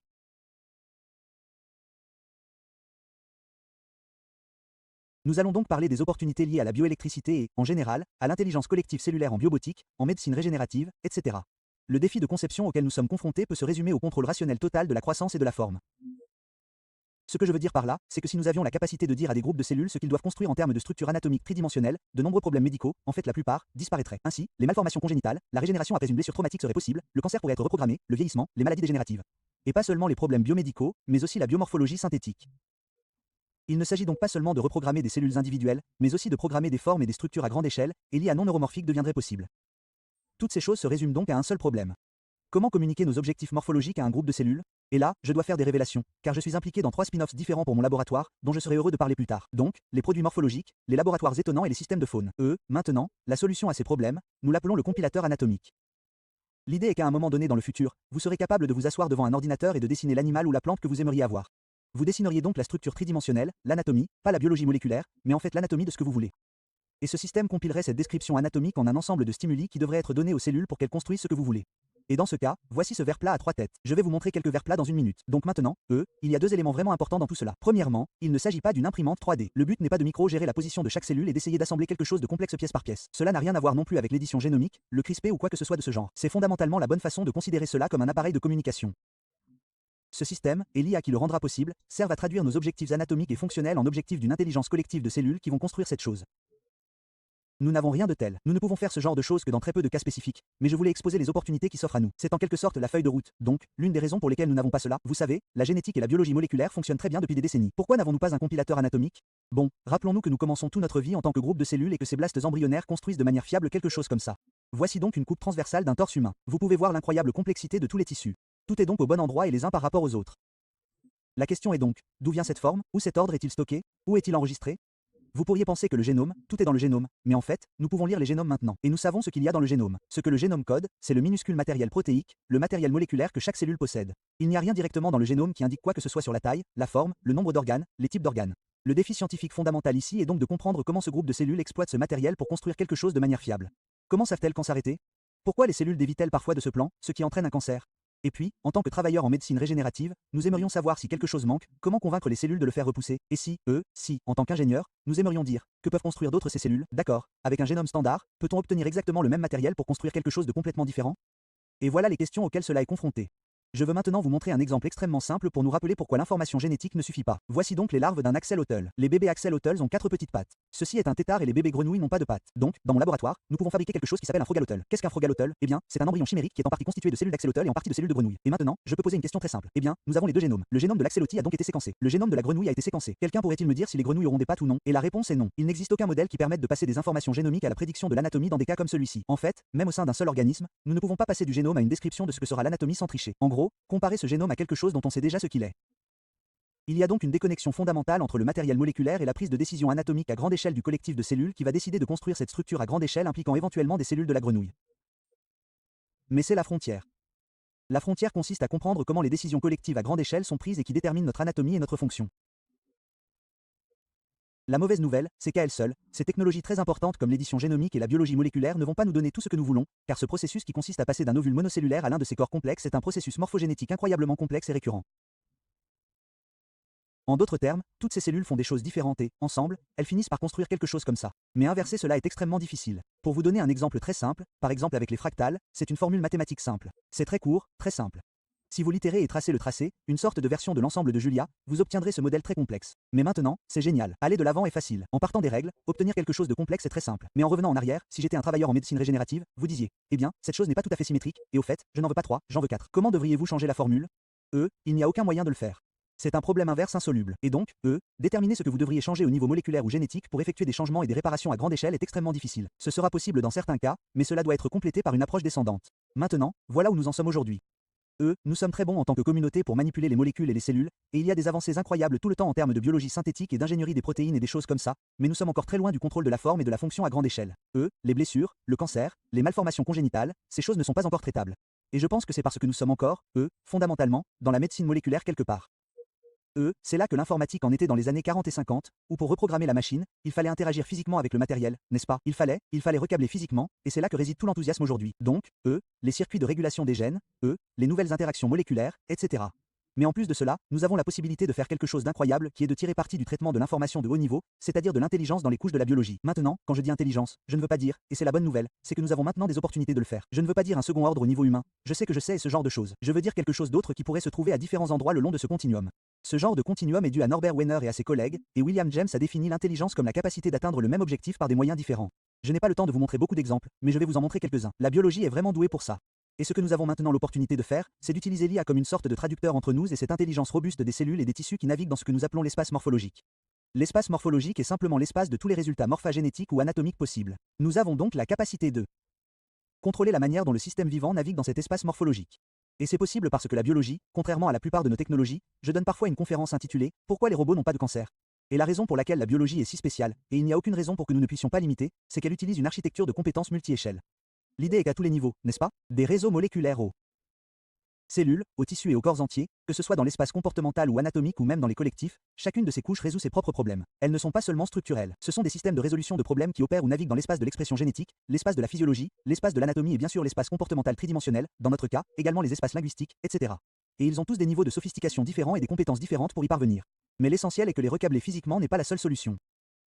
Nous avons également cette opportunité parce que leur intelligence est supérieure à celle d'une simple horloge câblée. Nous avons la possibilité de communiquer avec eux pour réinitialiser leurs points de consigne et avoir divers autres types d'interactions intéressantes avec eux. Il faut donc se rappeler que nous sommes tous fondamentalement des intelligences collectives. Il n'existe pas de diamant indivisible d'intelligence. Nous sommes tous constitués de parties, et les parties qui nous composent sont des cellules individuelles. Voici une cellule. Il s'agit d'un organisme libre appelé lacrymogène. Une cellule. Il n'y a pas de cerveau. Il n'y a pas de système nerveux. Cette chose est incroyablement compétente pour atteindre de minuscules objectifs très locaux, métaboliques, physiologiques et autres. Vous pouvez la voir ici en train de se nourrir dans l'environnement. Quiconque s'intéresse à la robotique douce devrait en baver. Nous n'avons rien qui ressemble de loin à ce niveau de contrôle. Et encore une fois, une seule cellule. Et elle est constituée de réseaux moléculaires qui ont également toutes sortes de compétences. Par exemple, les circuits et voies de régulation des gènes à l'intérieur des cellules sont capables d'au moins 6 types d'apprentissage différents, y compris le conditionnement associatif. Et tout cela sans changer du tout leur structure. Il ne s'agit donc pas de recabler les réseaux de régulation des gènes avec des réseaux de régulation des gènes expérimentés par l'expérience. C'est exactement comme cela qu'ils sont capables d'apprendre. Cette architecture multi-échelle de compétences signifie que nous sommes constitués de cellules qui étaient des organismes indépendants et qui n'ont pas perdu toute leur intelligence lorsqu'elles se sont réunies. Cela signifie que nous avons de nombreuses compétences différentes dans l'espace morphogénétique. Par exemple, lorsque vous prenez un embryon précoce, disons un embryon humain, et que vous le coupez en 2 ou en 4, vous n'obtenez pas de demi-corps. Vous obtenez 2 jumeaux monozygotes parfaitement normaux, car chaque moitié peut reconnaître que l'autre moitié est manquante et reconstruire ce dont elle a besoin. En fait, vous pouvez considérer le développement embryonnaire comme une sorte de régénération de l'ensemble du corps à partir d'une seule cellule. Et donc il y a cette capacité de différents systèmes, vous savez, voici l'embryon normal, voici l'embryon coupé en 2, et ainsi de suite. La capacité de différents systèmes à naviguer dans cet espace pour atteindre l'ensemble des états cibles que nous associons à la morphologie cible normale ou à l'anatomie normale pour cette espèce est, en fait, dans de nombreux cas, à contourner divers maxima locaux qui piégeraient un système moins intelligent. C'est donc un exemple de développement régulateur. Voici un autre exemple, d'une créature comme celle-ci. C'est un axolotl, et ces types régénèrent leurs jambes, leurs yeux, leurs mâchoires, les parties de leur cœur et de leur cerveau, leurs ovaires, leurs moelle épinière, etc. Et ce qu'ils font, c'est que si vous les amputez, et en fait, ils se mordent les jambes tout le temps. C'est donc une expérience naturelle qui se produit sans arrêt. Vous pouvez les amputer n'importe où le long de cette ligne et les cellules vont très rapidement construire exactement ce dont elles ont besoin. Et puis elles s'arrêtent. C'est là que réside la partie la plus étonnante de tout ce processus, n'est-ce pas? Non seulement ils se régénèrent, peu importe où vous le coupez, mais ils fabriquent exactement ce dont vous avez besoin, ni plus, ni moins, et ils s'arrêtent à tout moment. Comment sait-il quand s'arrêter? Il s'arrête lorsqu'un bras de salamandre correct a été réalisé. Cela vous indique donc que ce genre de chose est une sorte de politique de navigation dans cet espace anatomique. C'est un schéma de minimisation des erreurs où les erreurs de ce type sont corrigées au fil du temps et lorsque l'erreur est suffisamment faible, elle s'arrête. Nous devons donc vraiment comprendre cette capacité à naviguer, tous les outils de véhicules autonomes, vous savez, sans conducteur, et tout cela, le genre de théorie du contrôle, de l'ingénierie et de l'IA, devient très pertinent ici. Cela ne concerne pas seulement les salamandres et les vers que je vais vous montrer dans une minute. Les mammifères le font aussi. Les humains régénèrent donc leur foie. Les enfants humains régénèrent le bout de leur doigt jusqu'à un certain âge. Donc, si vous ne touchez pas à un bout de doigt amputé, il devient en fait un très beau doigt d'un point de vue esthétique. Et les cerfs sont de grands mammifères adultes qui régénèrent en gros des mètres de nouveaux os, des vaisseaux sanguins, etc. Et ils le font chaque année, à un rythme d'environ 1,5 cm de nouvelles os par jour. Donc, ce n'est pas le cas que les mammifères soient incapables de se régénérer, mais nos capacités actuelles, et je pense que cela est variable, ne sont pas aussi bonnes que celles de certains autres organismes. Nous étudions depuis quelques années comment cela se produit. Comment un ensemble de cellules sait-il quoi construire et quand s'arrêter? Nous nous sommes inspirés du système nerveux, qui est fondamentalement un ensemble de cellules qui guident votre corps à travers l'espace comportemental en utilisant des souvenirs et des objectifs, etc. Il s'avère que c'est exactement la même chose qui se produit dans l'espace anatomique. Donc, la façon dont cela se passe dans le cerveau, c'est que le matériel ressemble à ça. C'est un groupe de cellules que nous appelons des neurones. Elles sont électriquement actives et ont donc ces petits canaux ioniques dans leur membrane qui établissent une tension. Cette tension est parfois communiquée à leurs voisins par ces jonctions communicantes ou ces synapses électriques. Et donc il y a ce réseau et cette physiologie. Donc voilà, ce groupe a imagé toute l'activité électrique d'un cerveau de poisson zèbre vivant pendant que les poissons zèbres pensent à tout ce à quoi ils pensent normalement. Et donc vous pouvez voir toute cette activité et c'est l'engagement des neurosciences que toute l'activité cognitive, les objectifs, les préférences, les souvenirs et les répertoires comportementaux de cet animal sont dans cette activité physiologique si seulement nous pouvions les décoder. Donc il y a cette notion de décodage neuronal où vous pouvez scanner un cerveau, le décoder d'une manière ou d'une autre et comprendre ce à quoi l'animal pense ou regarde. Et il y a eu un certain succès dans ce domaine, tant chez l'homme que dans les systèmes modèles. Ce qui est incroyable, c'est que les cerveaux et les neurones n'ont pas appris cette astuce par eux-mêmes ou ne l'ont pas inventé de toutes pièces. C'est quelque chose que les systèmes vivants font depuis l'époque des biofilms bactériens. Il y a déjà si longtemps, l'évolution a découvert que les réseaux électriques sont incroyables pour stocker et traiter l'information. Ainsi, chaque cellule de votre corps possède ses canaux ioniques et déterminer ce qui est un neurone et ce qui ne l'est pas n'est en fait pas du tout trivial. La plupart des cellules sont connectées à leurs voisines par ces synapses électriques. Et ce que vous pouvez faire, c'est observer des embryons précoces ou des membres en régénération ou n'importe quoi d'autre en utilisant les mêmes techniques, c'est-à-dire l'imagerie électrique, et essayer de faire le même programme de décodage. Vous pourriez vous demander si nous pourrions apprendre à décoder pour comprendre ce que les cellules se disent entre elles, puis réécrire ces schémas et leur faire construire autre chose. Et c'est ce sur quoi nous avons travaillé. Je veux vous montrer très rapidement 2 exemples de ces schémas biologiques. Il s'agit d'une puce fluorescente sensible à la tension. Les couleurs en niveau de gris représentent la tension des cellules. Il s'agit d'un film en accéléré d'un embryon de grenouille en train de reconstituer son visage. Vous remarquerez qu'il s'agit d'une image de ce film. Nous l'appelons le visage électrique. Pourquoi? Parce qu'avant même que les gènes qui vont modeler toute cette structure n'apparaissent, vous pouvez déjà voir que c'est là que se trouveront l'œil. C'est là que se trouvera la bouche. L'œil gauche de l'animal apparaîtra plus tard. Ce sont les plaotes sur le côté qui donnent naissance à toutes sortes de tissus. Vous pouvez lire la mémoire des schémas électriques qui va guider la suite. Je vais vous montrer dans une minute pourquoi. Comment nous savons qu'il s'agit en fait d'un ensemble d'interactions instructives. Mais c'est un schéma normal. C'est nécessaire au développement normal. C'est un schéma pathologique. Nous avons donc injecté un gène humain dans un embryon. Cela finira par créer une tumeur. La tumeur finira par métastaseur. Mais en utilisant déjà cette matrice de tension, vous pouvez voir ce qui se passe ici. Vous pouvez voir que ces cellules se découpent électriquement de leurs voisines. Elles acquièrent un potentiel membranaire dépolarisé étrange et elles vont simplement revenir à leur mode de vie d'amibe, migrer et traiter le reste du corps comme un environnement extérieur. C'est ainsi que nous lisons ces schémas et nous avons développé des outils pour réécrire ces schémas. Nous n'utilisons pas d'électrodes, de champs appliqués, d'ondes ou de fréquences. Ce que nous faisons, c'est exploiter l'interface native par laquelle les cellules piratent normalement le comportement des autres, à savoir ces canaux ioniques qui se trouvent les uns sur les autres à leur surface et ces jonctions communicantes qui leur permettent de communiquer entre elles. Nous disposons donc de moyens, principalement empruntés aux neurosciences, à l'optogénétique, aux médicaments, etc. pour ouvrir et fermer ces canaux et contrôler la topologie du réseau. Ce que nous pouvons faire en faisant cela, c'est induire des organes entiers. Nous pouvons donc induire des oreilles internes. Tout cela se trouve dans le modèle de la grenouille. Je vous montre les oreilles internes en ce moment. Nous pouvons induire des cœurs battant ectopiquement. Nous pouvons induire le cerveau antérieur. Voici donc l'endroit où le cerveau antérieur s'arrête normalement dans ce tapot. Nous avons créé ce cerveau antérieur extra large. Nous pouvons fabriquer des membres supplémentaires. Voici donc nos grenouilles à 5 ou 6 pattes. Et nous pouvons fabriquer des structures qui n'appartiennent même pas à cet animal, comme des nageoires. Et il y a toute une histoire que je n'ai pas le temps de vous raconter aujourd'hui sur la façon de changer la forme réelle d'un animal pour en faire une espèce différente sans modifier le génome. Et nous avons plusieurs histoires à ce sujet. Donc, l'une des choses étonnantes à ce sujet, c'est que ces changements peuvent être permanents parce que nous avons affaire à une intelligence au niveau des tissus qui a de la mémoire. Donc, quand on prend ce verre plat, donc voici un verre plat, il a une tête et une queue, et on lui ampute la queue, on lui ampute la tête, on ne laisse que le fragment du milieu. Donc, ce fragment du milieu se régénère normalement, 100% du temps, ils font un verre normal, une tête, une queue. Et on s'est posé la question, comment savent-ils combien de têtes ils sont censés avoir? Et on a trouvé ce gradient électrique qui dit une tête, une queue. On change ce gradient pour dire en fait 2 têtes. Et donc ce que vous obtenez, c'est ce verre à 2 têtes. Et ce n'est pas Photoshop PE accent aigu. Ce sont de vrais verres. Vous pouvez voir la vidéo de ces verres à 2 têtes, pendant leur temps libre, ce qu'ils font. Et ce qui est incroyable, c'est qu'une fois que vous avez ce verre à 2 têtes, c'est tout. À partir de là, si vous amputez la tête primaire, vous amputez la tête secondaire ectopique, ce fragment du milieu continuera à faire repousser les têtes. La génétique est intacte. Nous n'avons jamais fait d'édition génomique ici. Il n'y a pas de gènes trans, pas de nouveaux circuits, pas de biologie synthétique, rien. Tout ce que nous avons fait, c'est un très bref stimulus physiologique qui réécrit la mémoire des schémas. C'est littéralement la façon dont les gens lisent les souvenirs d'un cerveau en observant l'activité électrique. Nous pouvons désormais lire les souvenirs de l'intelligence collective du corps. Et donc ce que nous pouvons voir, c'est qu'une fois que vous avez réécrit ce que le système encode comme étant la morphologie correcte, eh bien, il continuera à construire cette nouvelle morphologie pour autant que nous puissions le dire, indéfiniment, et nous avons maintenant également un moyen de les retransformer en une seule tête. Je vais maintenant vous montrer un autre exemple, et nous aborderons des aspects biomédicaux et la biorobotique. Cela a donc à voir avec l'induction au niveau des organes. Nous pouvons donc injecter certains ARN de canaux ioniques qui induiront, par exemple, nous pouvons copier cette tache oculaire que je vous ai montrée dans le visage électrique. Nous pouvons la placer n'importe où dans le corps. Donc, si nous la plaçons dans l'intestin, ces cellules intestinales fabriquent un œil et cet œil possède le cristallin, la rétine, le nerf optique et tout le reste. Mais remarquez quelques points intéressants. L'un d'eux est que nous n'avons pas eu besoin de fournir toutes les informations nécessaires pour fabriquer un œil. En fait, nous n'avons aucune idée de la manière de fabriquer un œil. Ce que nous savons, c'est qu'il existe un appel subrun élevé qui dit aux cellules locales, fais un œil, puis tout ce qui suit, toute la morphogenèse, toute l'expression génétique, tous les gradients, tout le reste, est pris en charge. L'autre chose, c'est que c'est vraiment une propriété très intéressante, cette modularité. Mais l'autre chose, c'est qu'il existe d'autres compétences cachées ici. Par exemple, voici une lentille posée sur le flanc d'un 4 pôles quelque part, et les cellules bleues sont celles auxquelles nous avons injecté ce canal potassique. Et elles vont donc faire un œil, mais il n'y en a pas assez, il y en a quelques-unes. Alors que font-elles? Elles recrutent un groupe de leurs cellules normales qui ne sont pas bleues. C'est comme ça que vous savez que nous ne les avons pas manipulées. Et ces cellules brunes et claires participent parce que ces cellules les détournent. Elles les recrutent pour atteindre cet objectif. C'est la marque d'une bonne intelligence collective comme les fourmis et les termites.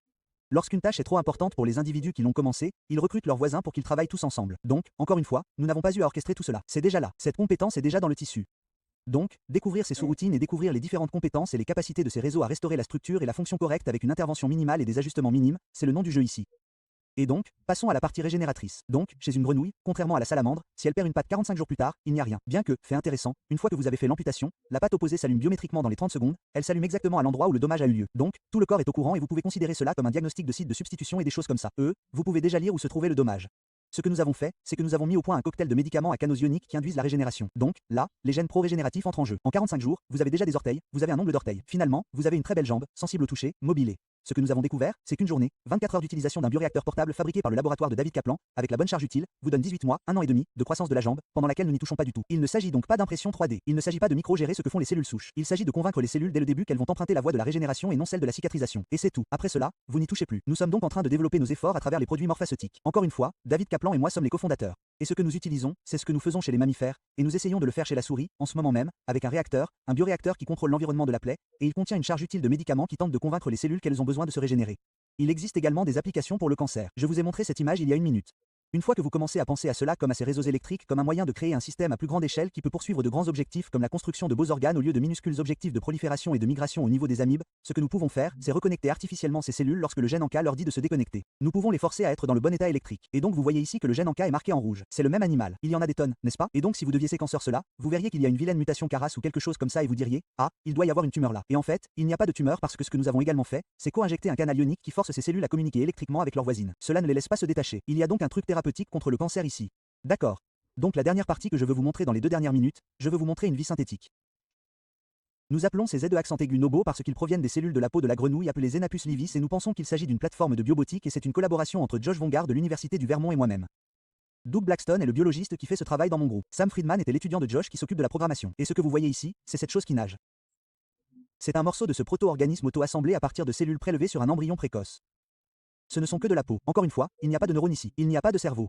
C'est ce que fait la peau lorsqu'elle est laissée à elle-même, par exemple lorsqu'elle est libérée de l'influence instructive des autres cellules. Et vous pouvez voir ce qui se passe ici. Elles peuvent se déplacer en cercle. Elles peuvent patrouiller d'avant en arrière comme ça. Ce sont tous des comportements spontanés. Elles ont des comportements collectifs. Elles peuvent interagir les unes avec les autres. Elles peuvent en quelque sorte entreprendre de plus longs voyages. Il y a une grande individualité entre elles. Et ce que vous voyez, c'est la réponse à la question. Que feraient les cellules de la peau si on leur donnait la possibilité de redémarrer leur multicellularité, si on les enlevait à ces autres cellules? En voici un qui navigue dans un labyrinthe. Vous pouvez voir ce qu'il fait. Il nage ici. Il prend le virage sans se cogner contre le mur opposé. Et puis là, pour une raison interne, il décide de faire demi-tour et de repartir d'où il est venu. D'accord, encore une fois, c'est complètement spontané. Ces X accent aigu nobo ont toutes sortes d'activités calciques que l'on observe normalement dans le cerveau, mais encore une fois, pas de neurones, juste de la peau.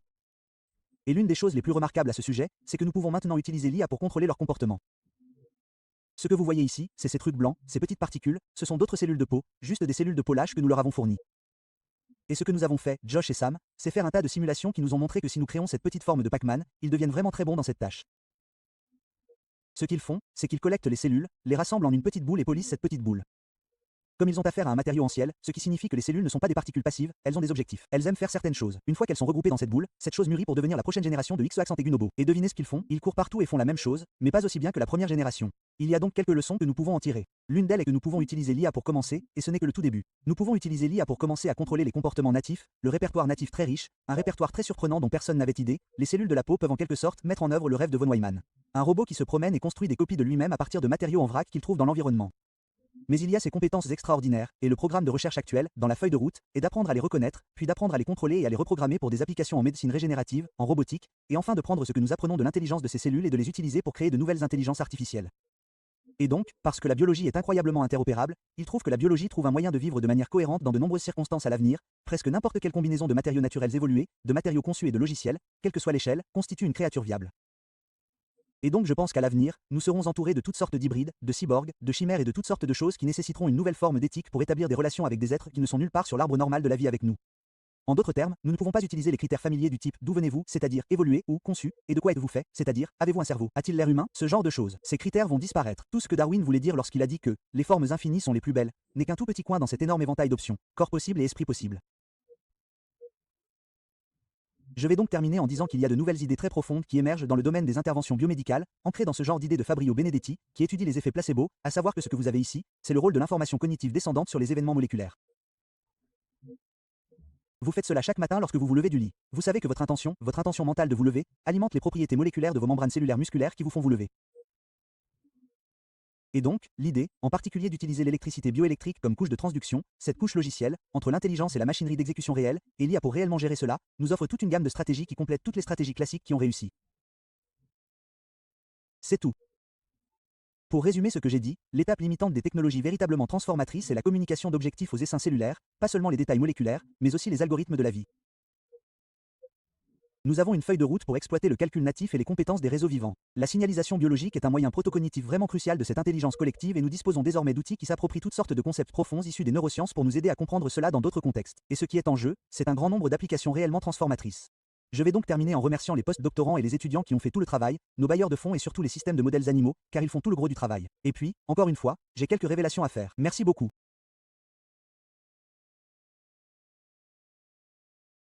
Tout d'abord, cette petite créature s'appelle un axolotl. Ils sont incroyablement régénérateurs. Ils régénèrent leurs membres, leurs yeux, leurs mâchoires, leurs ovaires, des parties du cerveau et du cœur.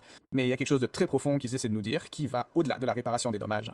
Il s'agit d'une expérience où ils ont pris la queue d'un amphibien, ils l'ont greffée sur le flanc de cet animal. Et ce qui se passe, c'est qu'au fil du temps, cette queue se remodèle en un membre. D'accord? Maintenant, prenons le point de vue de la petite région. Ici, les cellules situées au bout de la queue. Et ces cellules deviennent des doigts. Mais il n'y a pas de dommages locaux, il n'y a rien de mal ici. Donc du point de vue de ces cellules, il n'y a aucune raison pour que quoi que ce soit change, et pourtant elles changent. Et elles changent parce que le système, à plus grande échelle, le collectif plus large, transduit le fait qu'il détecte qu'il y a une erreur. D'accord, au niveau du corps, une queue n'a pas sa place ici, un membre oui. Et cette information est transmise par les voies cellulaires et moléculaires pour que cela se produise. Même si rien ne cloche ici et qu'aucune cellule individuelle ne sait ce qu'est un doigt ou combien de doigts elle est censée avoir, la cellule collective le sait absolument. Et donc ce genre de contrôle descendant, la capacité de prendre un état d'objectif très abstrait et élevé, et de le faire percoler pour faire danser la biologie moléculaire vers ce résultat particulier, c'est ce que nous essayons de gérer, car nous aimerions contrôler les états de santé et de maladies qui sont bien trop compliqués pour que nous puissions essayer de les micro-gérer. Ce que vous voyez ici, c'est un ensemble d'outils que nous avons développés pour surveiller les conversations bioélectriques et biélectriques internes que les cellules ont entre elles. D'accord? Les couleurs représentent les états de... Ce n'est pas un modèle, ce sont de vraies cellules, et nous faisons cette imagerie in vivo. Je vais vous montrer principalement des données sur les amphibiens, car c'est là que la technique fonctionne le mieux. Mais nous sommes maintenant en train de tout transférer chez les mammifères au moment où nous parlons. Et donc, cette image est à nouveau là. Voici une carte de voltage d'un embryon de grenouille précoce qui est sur le point de former son visage.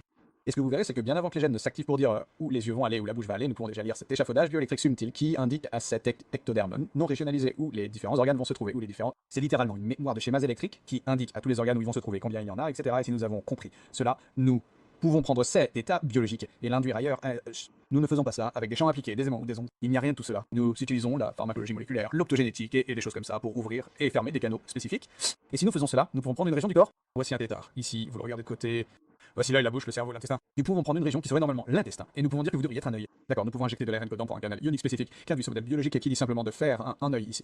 D'accord, remarquez maintenant que nous n'avons aucune idée de la manière de microgérer la production d'un œil. Il y a des dizaines de types de cellules différentes, des dizaines de milliers de gènes différents de s'activer, se désactiver. Nous ne savons rien de tout cela. Ce que nous savons, c'est un appel subutin élevé que les cellules trouvent convaincant. D'accord, et c'est important. Après avoir reçu ce message, elles orchestreront tout le processus en aval nécessaire à la construction de cet organe complexe. D'accord, donc voilà. Et je pourrais vous montrer des dizaines d'exemples de ça. Je n'ai que quelques minutes. Je veux maintenant parler de ce problème de cancer. Pourquoi existe-t-il autre chose que le cancer? Comment des cellules individuelles qui sont très compétentes par elles-mêmes peuvent-elles se réunir et travailler sur des projets de construction grandioses, comme la construction de membres, d'yeux, de cœurs et tout ça? Eh bien, il s'avère que lorsque des cellules individuelles se connectent les unes aux autres en utilisant des machines électriques natives, ce sont des canaux ioniques et des synapses électriques qui ne se trouvent pas seulement dans le cerveau. Et d'accord, en fait, nos cerveaux ont développé toutes leurs astuces en adoptant tout cela de la manière dont votre corps traitait l'information bien avant que nous ayons un cerveau. Lorsque les cellules se connectent électriquement, le réseau résultant est capable de stocker de très grands états cibles, tandis que des cellules individuelles peuvent stocker de minuscules états cibles comme le pH, l'état métabolique et des choses comme ça. Les collectifs peuvent penser à des objectifs très vastes comme voici à quoi ressemble un membre, combien de doigts il est censé avoir, etc. Et donc ce genre de système qui fonctionne pendant l'embryogénèse, fonctionne pendant la régénération. Il a un mode de défaillance, et ce mode de défaillance, c'est le cancer. Et ce qui se passe, c'est que lorsque les cellules individuelles se déconnectent électriquement, elles retournent à leur mode de vie unicellulaire, leur capacité cognitive se réduise, à une seule amibe qui traite le reste du corps comme un environnement extérieur, dans la mesure où elle ne peut tout simplement pas comprendre les objectifs plus larges que le collectif essayait de mettre en œuvre. Et cela nous a conduit à une technologie de diagnostic non invasive qui nous permet d'injecter des gènes ANCA humains dans ces animaux. Ils finiront par produire des tumeurs. Mais avant cela, vous pouvez déjà voir en utilisant cette matrice fluorescente sensible au voltage, c'est là que les cellules vont se déconnecter du plan corporel qu'elles ont construit. Et au fait, il vaut mieux garder un œil sur tout ce qui se passe ici. Mais il vaut mieux que de simplement le surveiller. Ce qu'on peut faire, c'est injecter des gènes ANCA très méchants, vous savez, KRS et tout ce genre de choses. Si on gère en même temps les biais électriques, donc pas tuer les cellules par chimiothérapie, pas réparer le défaut génétique, mais simplement forcer le bon état électrique où elle reste connectée au reste du réseau. C'est ce qu'on obtient. Et c'est le même embryon. Voici donc la protéine ANCA exprimée de manière fulgurante. En fait, elle est partout, mais c'est là qu'elle a été injectée, il n'y a pas de tumeur. Et la raison pour laquelle il n'y a pas de tumeur, c'est que même si le matériel est cassé, la fonctionnalité réelle n'est pas déterminée par l'état du matériel. Elle est déterminée par la dynamique du logiciel bioélectrique qui opère dans le tissu. Et tant que les cellules sont obligées d'être connectées et d'avoir le bon état, elles ne vont pas faire défaut, s'éteindre et faire leur propre truc. D'accord? Et donc c'est ça notre stratégie actuelle. Donc nous faisons ça sur des séroïdes cancéreux humains et des glioblastomes de souris, etc. Et la dernière chose que je vais vous montrer, c'est encore une fois, et juste pour marteler ce thème de la capacité à réparer certaines de ces choses au niveau physiologique. Donc voici le cerveau d'un tétard. Oui, le cerveau antérieur, le cerveau postérieur. C'est un tétard auquel on a injecté une mutation dominante d'un gène appelé Notch, un gène très important de la neurogenèse. Le cerveau antérieur a disparu, le mésencéphale et le cerveau postérieur ne sont plus qu'une. Ces animaux sont profondément défectueux et ils n'ont aucun comportement. Et donc, nous avons créé un modèle informatique qui nous a permis de poser la question suivante. Si la bioélectricité est erronée ici, que devrions-nous faire? Quel canot devrions-nous ouvrir et fermer pour obtenir le modèle biométrique qui indique au cerveau la taille et la forme qu'il doit avoir? Comment corrigerions-nous le modèle biométrique? Le modèle a fait une prédiction concernant un canal ionique très spécifique, et lorsque nous ouvrons ce canal, en utilisant des médicaments déjà approuvés pour l'homme, il se trouve qu'il s'agit d'antiépileptiques. Ce que vous obtenez, c'est une réparation complète. Le cerveau est normal, l'expression génétique est normale, leur QI est normal. Ils retrouvent les mêmes taux d'apprentissage que leur type sauvage. Et nous pouvons au moins détecter quelques défauts génétiques. Je veux dire que cet animal a toujours cette mutation dominante Notch incroyablement puissante et cela n'a pas d'importance. D'accord, le résultat est normal. Et nous pouvons utiliser ce genre de système comme plateforme prédictive pour dire quel est l'état biologique qui vous permettra d'obtenir ce que vous voulez. Et donc, la dernière chose que je vais vous montrer, c'est notre programme de régénération des membres. Les animaux adultes ne régénèrent pas leurs pattes. Nous avons un bioréacteur portable qui délivre des types spécifiques d'électrolytes, qui sont des médicaments à canaux ioniques. Il existe une vaste gamme de médicaments à canaux ioniques déjà approuvés pour l'homme. En 45 jours, vous avez déjà des orteils et un ongle d'orteil. Ce processus dure ensuite 1 an et demi de régénération des jambes, période pendant laquelle nous n'y touchons pas du tout. Il ne s'agit pas de microgestion, il ne s'agit pas de cellules souches, d'échafaudage ou de quoi que ce soit de ce genre. Le premier jour, dans les premières 24 heures, nous devons communiquer aux cellules, suivre le chemin de la construction des jambes et non celui de la cicatrisation, puis nous lâchons le volant. Et la dernière chose. Je dirais simplement que le but ici est de développer des outils. Bien sûr, nous utilisons également des outils d'IA pour apprendre à communiquer de nouveaux objectifs au système, afin que le système prenne en charge ces états d'objectifs et pour ensuite réduire les erreurs entre ce qui se passe maintenant et l'état d'objectif. C'est notre approche.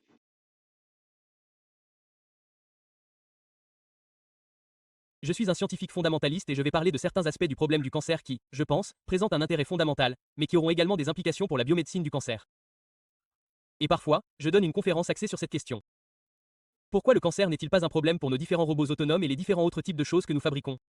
Et cela peut paraître un peu idiot, mais c'est en fait une question très profonde. Et la réponse est que la plupart de nos constructions techniques ont une architecture très plate. En d'autres termes, l'ensemble peut avoir des comportements complexes intéressants. Il peut avoir un certain degré d'intelligence et de résolution de problèmes, etc. Mais les pièces qui le composent sont passives. Les parties n'ont pas d'agenda propre. Il n'y a aucun danger qu'elles partent sur leur propre tangente. Cela ne se confond pas avec les objectifs du reste de la structure. Ce n'est pas le cas en biologie. La biologie a une architecture complètement différente. Donc, tout le chemin allant des réseaux moléculaires aux organites, aux tissus, aux organes, aux organismes entiers et même aux essaims. La biologie est constitués de couches qui sont des agents intelligents capables de résoudre des problèmes par eux-mêmes. Ils résolvent des problèmes dans différents espaces. Cela pourrait ne pas être seulement l'espace tridimensionnel du comportement canonique, mais cela pourrait être l'espace des états physiologiques, de l'espace transcriptionnel, de l'espace morphologique anatomique, de l'espace métabolique, etc.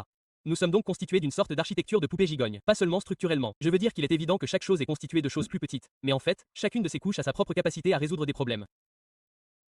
Dans de nombreux cas, différents types de capacités à apprendre de l'expérience et des compétences de différents types.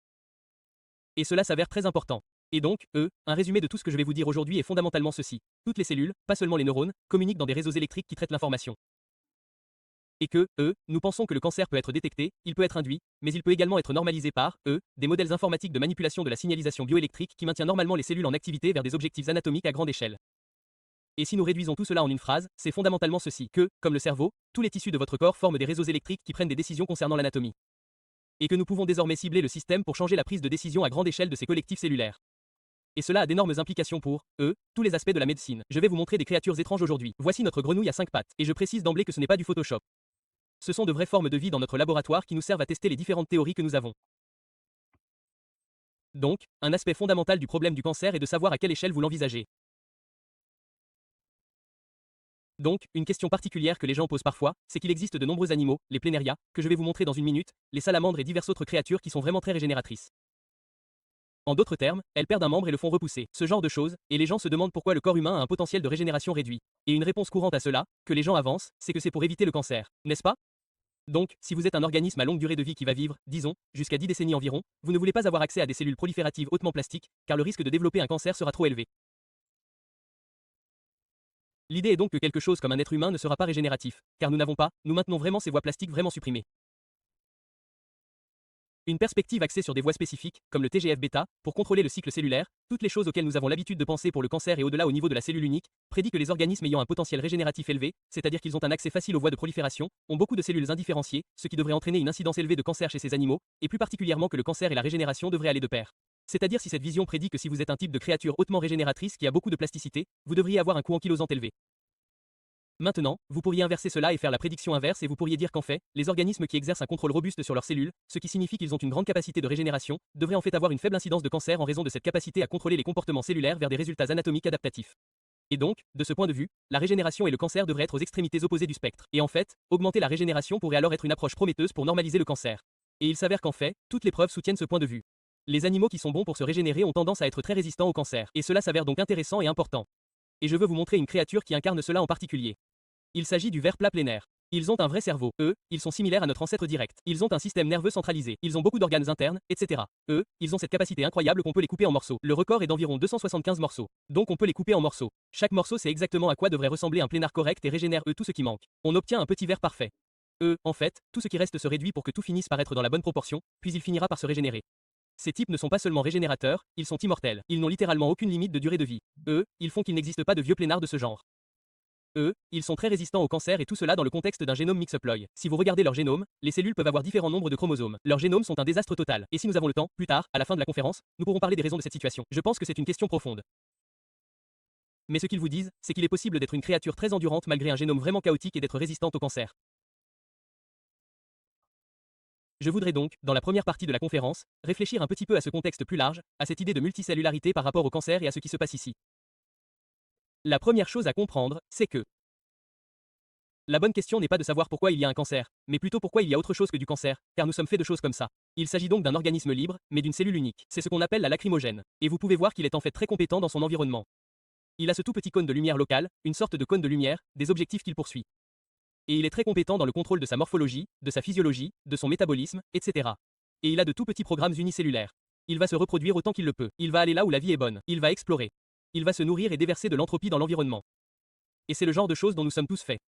Cela soulève donc une question intéressante. Pourquoi ces créatures qui ont beaucoup de compétences différentes et leurs propres objectifs unicellulaires se rassemblent-elles pendant la multicellularité pour faire cela? C'est ce qui nous arrive. Voici une coupe transversale d'un torse humain. Vous pouvez voir l'incroyable complexité et l'ordre. La plupart du temps, tout est à la bonne taille, à la bonne forme, à la bonne position, à la bonne place, etc. Mais nous commençons toute notre vie en tant qu'ensemble de blastes embryonnaires.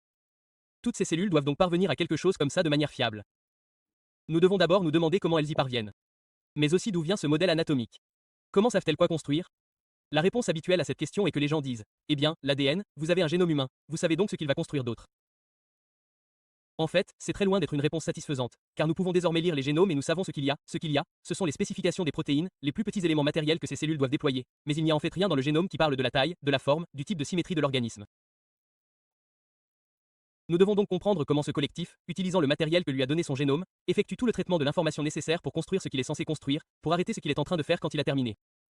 Comment pourrions-nous, bien sûr, en tant que travailleurs de la médecine régénérative, nous demander comment nous pourrions demander à ces cellules de reconstruire une pièce manquante et en particulier ce qui se passe lorsque ce processus incroyable s'effondre et ce qui se passe, c'est le cancer. Je veux juste souligner pourquoi. Cette information génétique n'est pas suffisante, car vous pourriez penser, eh bien, nous avons la génomique et la biologie moléculaire depuis de nombreuses décennies maintenant. Je veux dire, ne comprenons-nous pas tout cela? Faisons une expérience de pensée. Voici une larve d'axolotl et les bébés axolotls ont de petits avant-bras. Voici un tétard de la grenouille avec laquelle nous travaillons. À ce stade, ils n'ont pas de membres dans notre laboratoire. Et c'est ce que nous faisons réellement, c'est plus qu'une expérience de pensée. Nous fabriquons quelque chose qui s'appelle un frogalotl. Le frogalotl est donc une combinaison de cellules d'axolotl et de cellules de grenouille, et il forme un embryon chimérique. Nous avons maintenant le génome de l'axolotl. Il a été séquencé. Nous avons le génome de la grenouille qui a été séquencé. Maintenant, je pose la question. Quelqu'un peut-il me dire si ces grenouilles lotls vont avoir des pattes ou non? Et vous ne pouvez pas. Et malgré le fait que nous ayons la génomique et que nous ayons une certaine compréhension de la biologie moléculaire de ces cellules, personne ne peut prédire a priori si ces modèles de grenouilles vont avoir des pattes. Et c'est parce que si nous comprenons les composants moléculaires à l'intérieur des cellules, nous ne comprenons pas vraiment comment les groupes de cellules prennent des décisions à grande échelle sur ce qu'elles vont faire. Et c'est quelque chose qui, en fait, dans les planaria, est un problème très grave, car les espèces avec lesquelles nous travaillons se reproduisent par fusion et régénération. Elles se déchirent donc en deux, puis se régénèrent. C'est comme ça qu'elles se reproduisent. Et quand vous faites cela, ce qui se passe, c'est que chaque mutation sématique qui ne tue pas la cellule finit par être amplifiée dans la génération suivante au fur et à mesure que la régénération se produit. Elles ont donc une hérédité sématique. Ces mutations corporelles se propagent donc en continu. C'est pourquoi leur génome est si incroyablement chaotique, car elles conservent tout ce qui leur arrive. Elles ne les nettoient pas comme le font les organismes à reproduction sexuée. Et malgré tout cela, malgré tout ce génome chaotique, elles ont une fidélité régénérative à 100% et elles sont très résistantes au cancer. C'est assez scandaleux quand on compare ça à ce qu'on apprend en biologie fondamentale. L'animal avec le génome le plus fou est en fait le moins susceptible au cancer, la meilleure fidélité anatomique, etc. On s'améliore donc dans les mécanismes de la biologie, mais on ne comprend pas encore vraiment les algorithmes. Ce qui nous intéresse, ce sont ces questions. Comment les décisions des cellules individuelles sont-elles exploitées pour atteindre des objectifs anatomiques à grande échelle? Et si on comprenait ça, ça ne concernerait pas que le cancer. On aurait la réponse aux malformations congénitales, aux traumatismes, aux maladies dégénératives, etc. On serait capable de fabriquer toutes sortes de machines vivantes synthétiques, etc. C'est comme ça qu'on aborde le problème du cancer. Et plus précisément, on réfléchit beaucoup à l'homéostasie anatomique. Le plus étonnant avec la régénération, c'est qu'elle sait quand s'arrêter. Voici donc un axolotl. Ces types régénèrent leurs membres, leurs yeux, leurs mâchoires, des parties du cerveau, le cœur. Ils régénèrent leur queue, y compris la moelle épinière, les ovaires, c'est tout simplement incroyable à l'âge adulte. Et ce qui se passe, c'est que vous pouvez amputer n'importe où le long de cet axe du membre et ils repousseront exactement ce dont ils ont besoin, ni plus, ni moins. Et puis ils s'arrêtent. Quand s'arrête-t-il? Il s'arrête lorsque le bras de salamandre correct a été terminé. Donc, maintenant, il est clair que cette structure collective a en fait une très bonne idée de ce que sont censées être les étapes finales et nous le savons parce qu'elle arrête la prolifération, la morphogenèse, tout s'arrête quand ils y arrivent. Au fait, ce n'est pas seulement pour les grenouilles et les vers. Bien sûr, les foies humains sont hautement régénérateurs. Même les Grecs anciens le savaient. Je ne sais pas comment ils le savaient à cette époque. Les enfants humains régénèrent le bout de leurs doigts. Donc, une amputation propre à un âge assez jeune, si vous ne recousez pas la peau, finira par donner un doigt normal et esthétiquement acceptable. Et les cerfs, quand leur bois régénère, ils développent jusqu'à 1,5 cm d'os nouveaux par jour. D'accord? Donc voici un grand mammifère adulte qui développe d'énormes quantités d'os nouveaux, de vaisseaux sanguins, d'intervagination, de peau, etc. Donc, ce que nous aimerions vraiment faire, c'est passer des questions de biologie moléculaire et nous travaillons, la communauté est assez douée pour obtenir ce genre d'informations sur les gènes et les protéines qui interagissent les uns avec les autres, pour vraiment essayer de comprendre la prise de décision à grande échelle d'organes complexes, et vous pouvez penser au chemin parcouru par l'informatique. Voilà à quoi ressemblait la programmation dans les années 1940 et 1950. Et ce qui est important à ce sujet, c'est que vous pouvez voir que pour programmer cet ordinateur, ce qu'elle fait, c'est qu'elle le recable physiquement, n'est-ce pas? L'accent est mis sur le matériel. Elle est donc là à brancher, vous savez, des fils dans les deux sens. Et l'idée est que pour contrôler cette machine et lui faire autre chose, vous devez interagir physiquement avec le matériel. Et bien sûr, la raison pour laquelle nous avons cette incroyable révolution des technologies de l'information est que nous nous sommes éloignés de cela. Je veux dire, certaines personnes travaillent toujours sur du matériel, mais la grande majorité d'entre nous n'a pas besoin d'un fer à souder pour passer de Photoshop à Microsoft Word sur son ordinateur portable, car nous avons appris à tirer parti de la reprogrammabilité de l'appareil. Et donc, je vais soutenir que la biologie est hautement reprogrammable et que c'est vraiment ce que nous devons faire. Nous devons faire évoluer la biologie et la médecine vers une compréhension de cela, car tout l'enthousiasme actuel dans le domaine concerne le matériel. Donc, plus précisément, l'édition génomique, le recablage, les voies moléculaires, l'ingénierie des protéines, tout cela est axé sur le matériel. Et le genre de compétences logicielles dont je parle sont le genre de choses que vous voyez par exemple ici. C'est quelque chose que nous avons découvert il y a quelques années. Les têtards doivent devenir des grenouilles et pour devenir une grenouille, ils doivent réorganiser leur visage. Les yeux doivent donc bouger, les narines doivent bouger, les mâchoires, tout doit bouger. Et on pensait autrefois qu'il s'agissait d'un processus câblé selon lequel chaque organe bouge dans la bonne direction, dans la bonne quantité, et voilà, vous avez votre grenouille. Eh bien, nous avons décidé de tester cette idée et de voir s'il y avait en fait plus d'intelligence dans ce processus.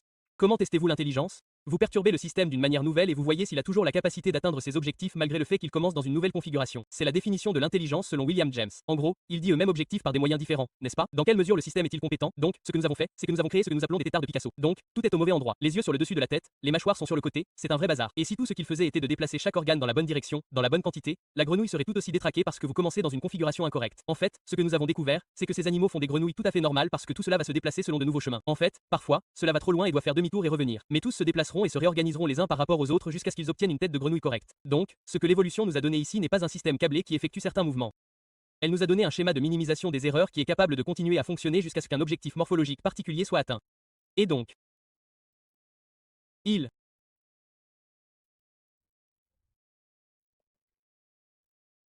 Y A E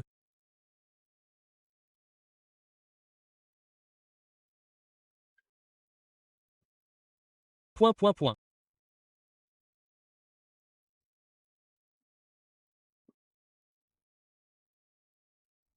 Lorsqu'il y a une déviation, des boucles de rétroaction se déclenchent à la fois au niveau de la transcription et au niveau de la physique, et c'est celle dont nous allons parler, qui essaie de vous ramener là où vous devez être. C'est un processus de minimisation des erreurs, comme le thermostat de votre maison. C'est une boucle homéostatique de base. Le truc avec les boucles homéostatiques, c'est qu'elles doivent avoir un point de consigne. C'est donc très inhabituel. Je veux dire, bien sûr, les biologistes connaissent tous des boucles de rétroaction, mais en général, ces boucles de rétroaction sont scalaires. Il y a des nombres uniques comme le pH ou le niveau de fin, des choses comme ça. Ici, le point de consigne doit en fait être une description d'une structure anatomique assez complexe. Pas au niveau de détail de la cellule individuelle, mais à un certain niveau de description anatomique. Et en général, on ne nous encourage pas en biologie à penser aux objectifs ou aux états finaux ou à quoi que ce soit de ce genre. Nous sommes encouragés à réfléchir aux mécanismes moléculaires et aux qualités émergentes de ce système dynamique complexe. Mais ici, cette vision cybernétique vous oblige vraiment à vous demander s'il est possible que le système stocke littéralement un point de consigne de ce qu'il est censé construire et, comme tout système homéostatique, il essaie de réduire l'erreur à ce point de consigne. C'est ce que nous faisons depuis des années maintenant. Nous avons pris cette prédiction très forte et contre-intuitive selon laquelle cette chose sait littéralement quelle forme elle est censée prendre et la prédiction est que nous devrions être capables de trouver cet encodage. Nous devrions être capables de le décoder, n'est-ce pas? Donc, quel que soit le milieu biophysique qui le contient, nous devrions être capables de le décoder et ensuite nous devrions être capables de le réécrire. Et si nous le réécrivons, quelque chose d'incroyable devrait se produire, à savoir que dans une approche typique de ce problème, si vous ne croyez qu'à l'émergence, cela signifie que toutes vos interventions doivent se faire ici. Il faut faire des changements ici, peut-être avec un produit plus croustillant, peut-être autre chose. Vous faites des changements ici et puis ils finissent par remonter. Le facteur limitant ici, c'est que pour les maladies complexes, au-delà des maladies monogéniques, la question est de savoir comment savoir quel gène manipuler pour obtenir un résultat complexe. Généralement, vous ne le savez pas, car tout ce processus n'est pas réversible. C'est un problème inverse vraiment terrible.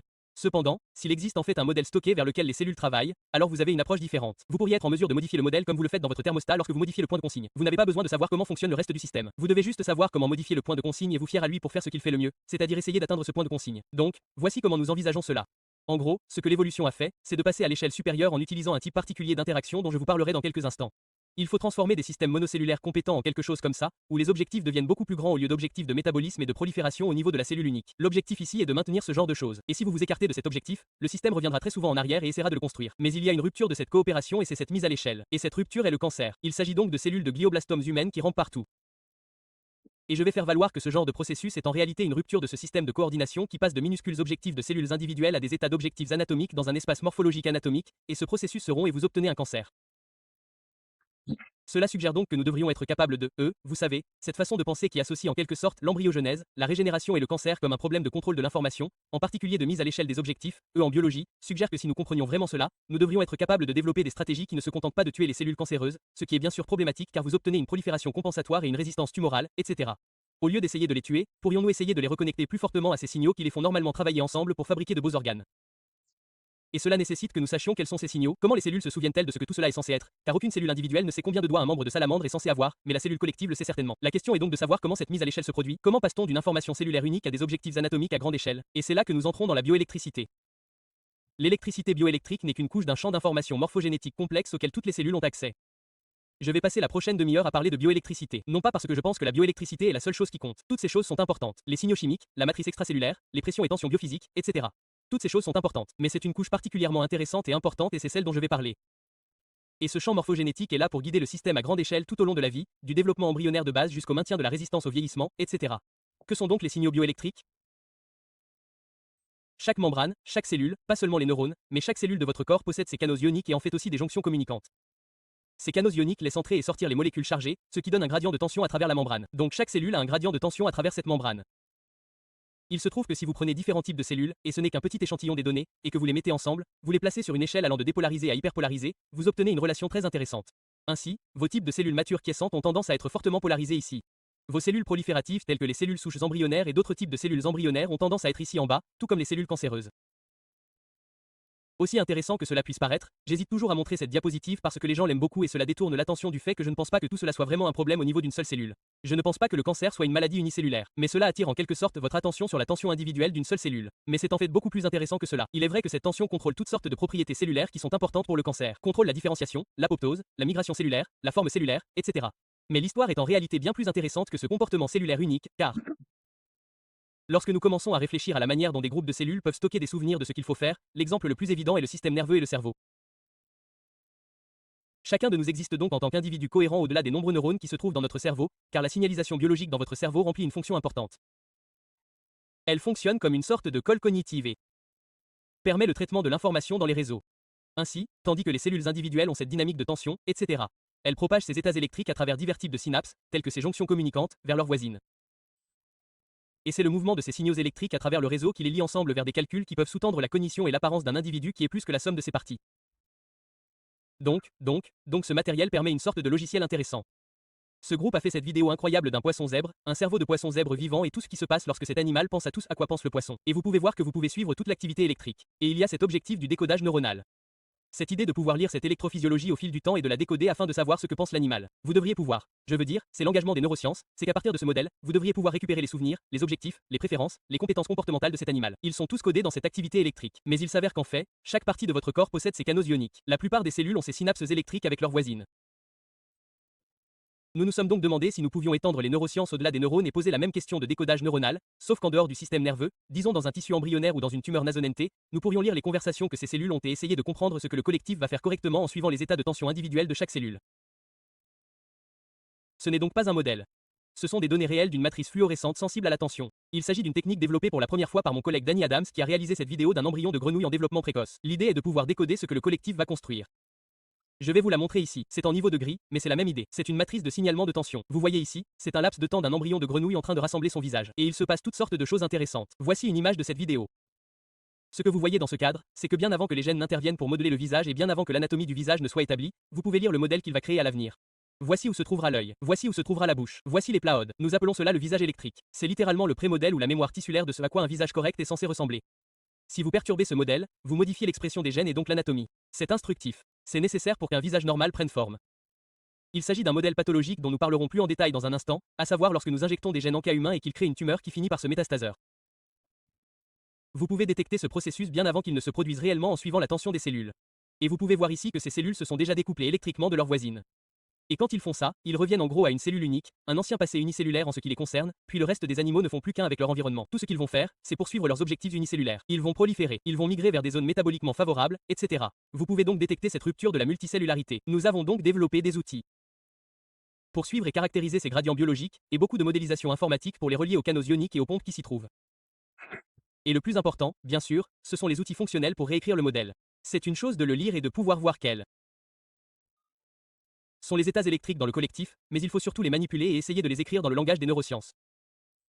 On essaie d'introduire de faux souvenirs dans les tissus ou de modifier les prémodèles électriques qui guident leurs activités. Pour ce faire, nous n'utilisons aucun type de champs appliqués.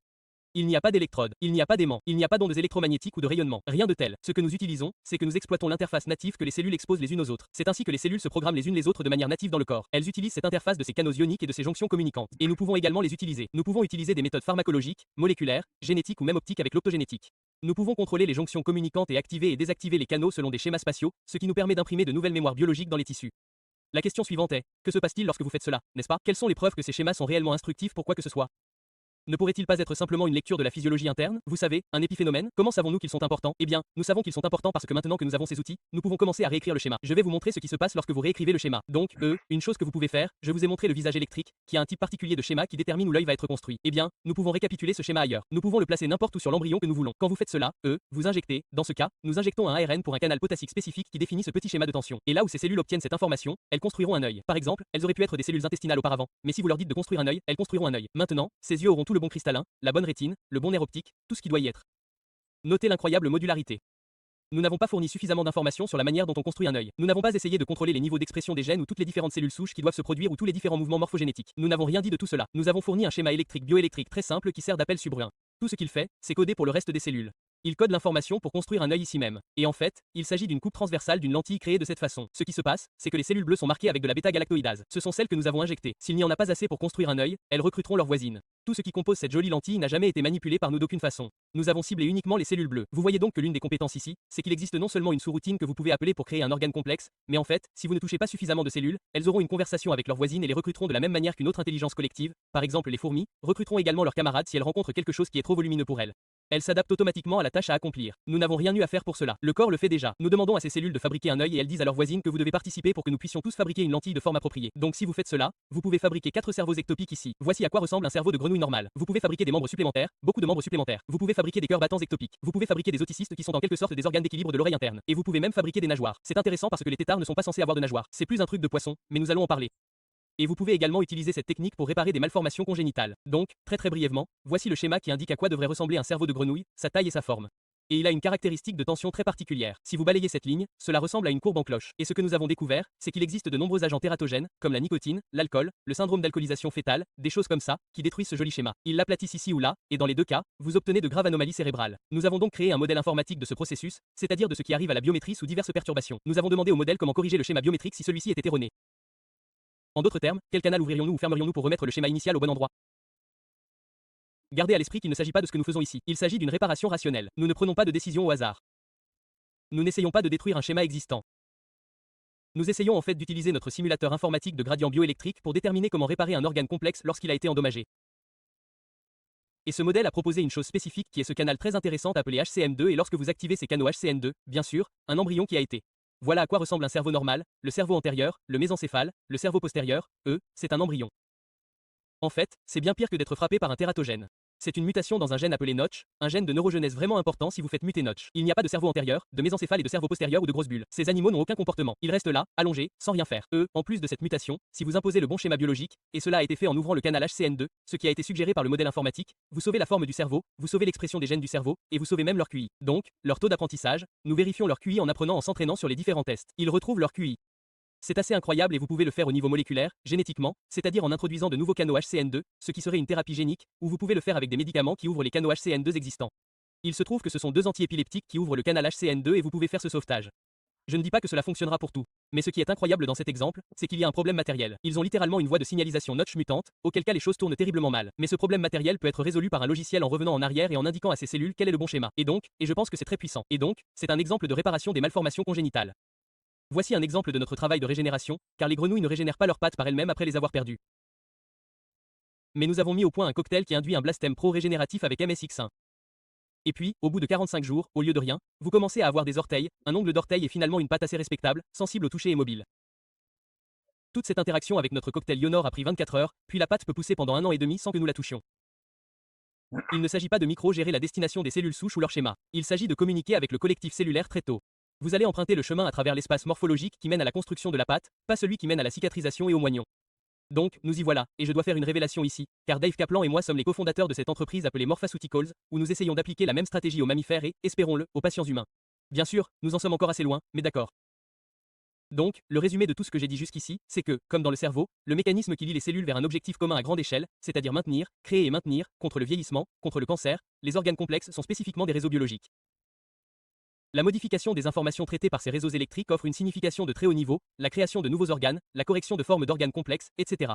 Le contrôle de la croissance et de la structuration sans édition génomique, sans essayer de modifier toutes les voies impliquées de bas en haut. Nous exploitons les compétences du système, comme le recrutement d'autres cellules, le contrôle de la taille, le contrôle de la forme, etc. Et donc maintenant, nous arrivons enfin à eux et vous pouvez lire tous les détails ici, mais nous arrivons enfin à eux la partie qui concerne directement le cancer. Donc si ces signaux biologiques sont importants pour le cancer, alors 4 choses devraient être vraies. Tout d'abord, il devrait y avoir une certaine implication par les données moléculaires des pompes à canaux ioniques et des protéines dans le cancer. Les signatures biométriques devraient être un outil de diagnostic viable pour détecter les tumeurs à un stade précoce. Nous devrions être capables d'induire des phénotypes de type cancéreux en perturbant les gradients VM appropriés et, mieux encore, les phénotypes de type cancéreux devraient être supprimables par la modulation des gradients VM. Donc, ce sont toutes des prédictions de ce point de vue selon lequel la bioélectricité est le mécanisme qui lie les cellules individuelles vers l'organogenèse et s'éloigne du type de comportement cellulaire unique que nous observons parmi les cellules cancéreuses. Donc, ces données sont en fait assez anciennes et je devrais les mettre à jour, mais même en 2016, on avait déjà constaté une augmentation très rapide du nombre d'articles impliquant divers canaux ioniques dans le cancer, et il existe de nombreux gènes en cas authentiques impliqués à la fois chez les patients humains et dans les modèles murins, et bien sûr chez les grenouilles et les poissons zèbres, etc. Cela indique un rôle fonctionnel direct de divers canaux scientifiques. Voici donc le type de données de biologie moléculaire. Vous pouvez parcourir les bases de données. Voici donc une base de données géographique qui examine l'expression de certains canaux pendant et vous pouvez voir ici un canal ionique particulier, et le voici dans les cellules normales et les névus bénins, puis boum, au moment où vous arrivez au cellule maligne, il a tendance à être désactivé. Donc, oui, il existe des preuves impliquant les gènes des canaux ioniques, etc. dans le processus du cancer, mais les gènes ne sont pas essentiels. Et c'est vraiment important. Nous ne pouvons pas simplement penser aux gènes en cas de la même manière que nous pensons aux facteurs de transcription, aux régulateurs de croissance, aux points de contrôle du cycle cellulaire, etc. C'est l'état physiologique qui compte ici. Ce que je veux dire par là, c'est que je vous ai montré que nous pouvons induire, prendre différents types de gènes en cas, des gènes en cas humain, les introduire dans un embryon de grenouille et ils créeront des tumeurs.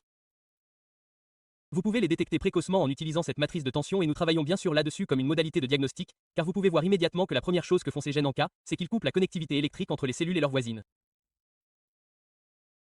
Dès que cette connectivité est coupée, ces cellules sont hors du réseau qui traite les informations à grande échelle, comme « et » vous devriez faire partie d'un joli foie ou d'une belle peau ou autre, et elles reviennent à un ensemble local minuscule d'objectifs que leurs ancêtres unicellulaires avaient. Et donc, contrairement à de nombreux modèles sur le cancer et la théorie des jeux, etc. Ces cellules ne sont pas plus égoïstes. Ce n'est pas qu'elles sont plus égoïstes, c'est que leur moi est plus petit. Il est beaucoup plus petit. Cela dépend désormais de leur limite informatique, maintenant de la taille d'une seule cellule, alors qu'avant, lorsqu'elle était connectée électriquement à ce réseau, elle faisait partie de quelque chose qui travaillait sur des projets beaucoup plus vastes, vous savez, ces constructions anatomiques. Et donc vous pouvez imaginer, et c'est un rendu d'artiste, mais c'est l'une des choses sur lesquelles nous travaillons, c'est ce genre de dispositif de réalité augmentée où vous pouvez imaginer que pendant l'opération, le médecin porte ses lunettes, et il peut voir la zone, bien sûr, mais superposée à l'anatomie, il y a une probabilité traitée par l'IA, un paysage qui s'affiche en fonction de la signalisation électrique. Il y a donc une puce sensible à la tension là-dedans. Et elles ne sont généralement pas très bien tolérées. Ces puces, et donc vous devriez pouvoir regarder en bas et voir, d'accord, c'est là que se trouvent les tumeurs majeures, mais en fait ces cellules ici en haut quittent également le collectif, et vous feriez mieux de les attraper. Donc, d'accord, c'est notre histoire du potentiel diagnostic de cela. Maintenant, voici la deuxième chose que j'ai promise, à savoir si l'on peut réellement induire un phénotype cancéreux en perturbant la biométrie. Voici donc une tête de tétard normale. Ces petites cellules noires sont des mélanocytes et voici à quoi ressemble un complément normal de mélanocytes.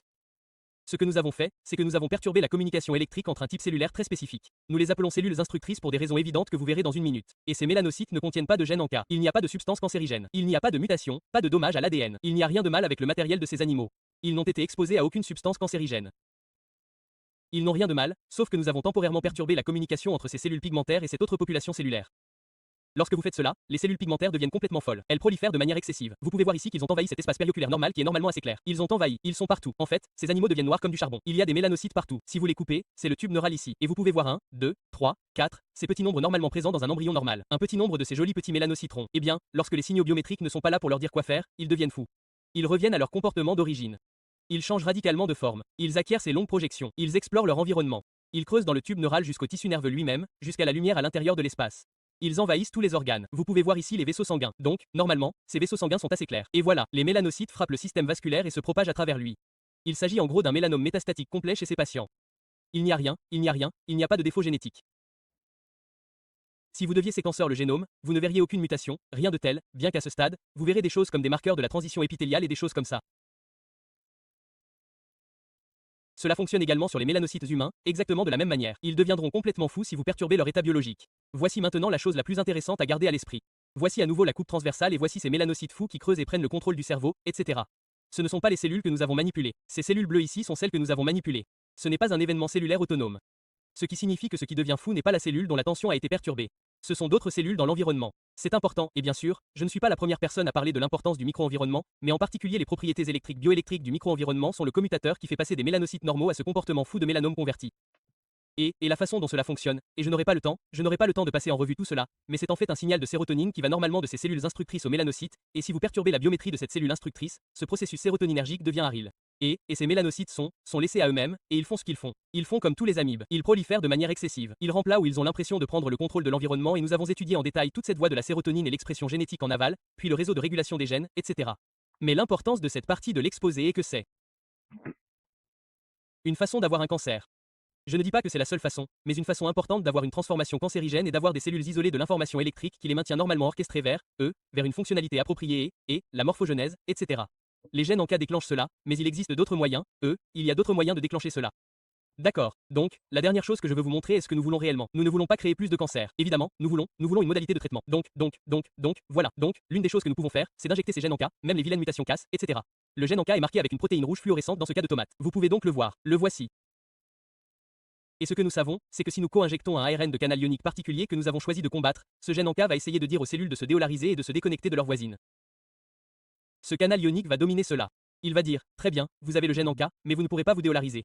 Nous allons vous garder connecté à tous les voisins. Donc, ici, c'est le même animal. Voici donc le bolus de l'endroit où la protéine en K a été exprimée. En fait, il est partout. Vous savez, il y a ça. Si vous séquencez ça et que vous dites, waouh, cette chose est pleine de ce gène en K qui va certainement créer une tumeur. Et il n'y a pas de tumeur parce que ce qui détermine le résultat n'est pas l'état génétique, c'est l'état physiologique. Et si vous y parvenez maintenant, je vous ai déjà montré un exemple de cela. Je vous ai montré dans le cerveau de grenouille, n'est-ce pas? Vous pourriez avoir une mutation notch et si vous la séquencez, la prédiction serait la raison pour laquelle vous allez avoir de terribles défauts. Mais ce n'est pas vraiment ce qui détermine. Ce qui détermine, c'est l'état bioélectrique. Et donc vous pouvez remplacer ce défaut matériel par un état physiologique particulier. Et puis ces mêmes cellules, elles ne sont pas mortes. Elles ne meurent pas. Elles continuent simplement à participer à la morphogenèse normale. Maintenant, vous pouvez le faire avec la lumière. Voici un exemple d'optogénétique. Nous utilisons donc simplement la technologie optogénétique que nous avons empruntée aux neuroscientifiques. Et vous pouvez réduire considérablement l'incidence de ces tumeurs en utilisant la lumière pour déclencher le bon type de canal. En fait, voici une tempe normale et voici la queue. Que vous ayez une tumeur et ce genre d'événement métastatique.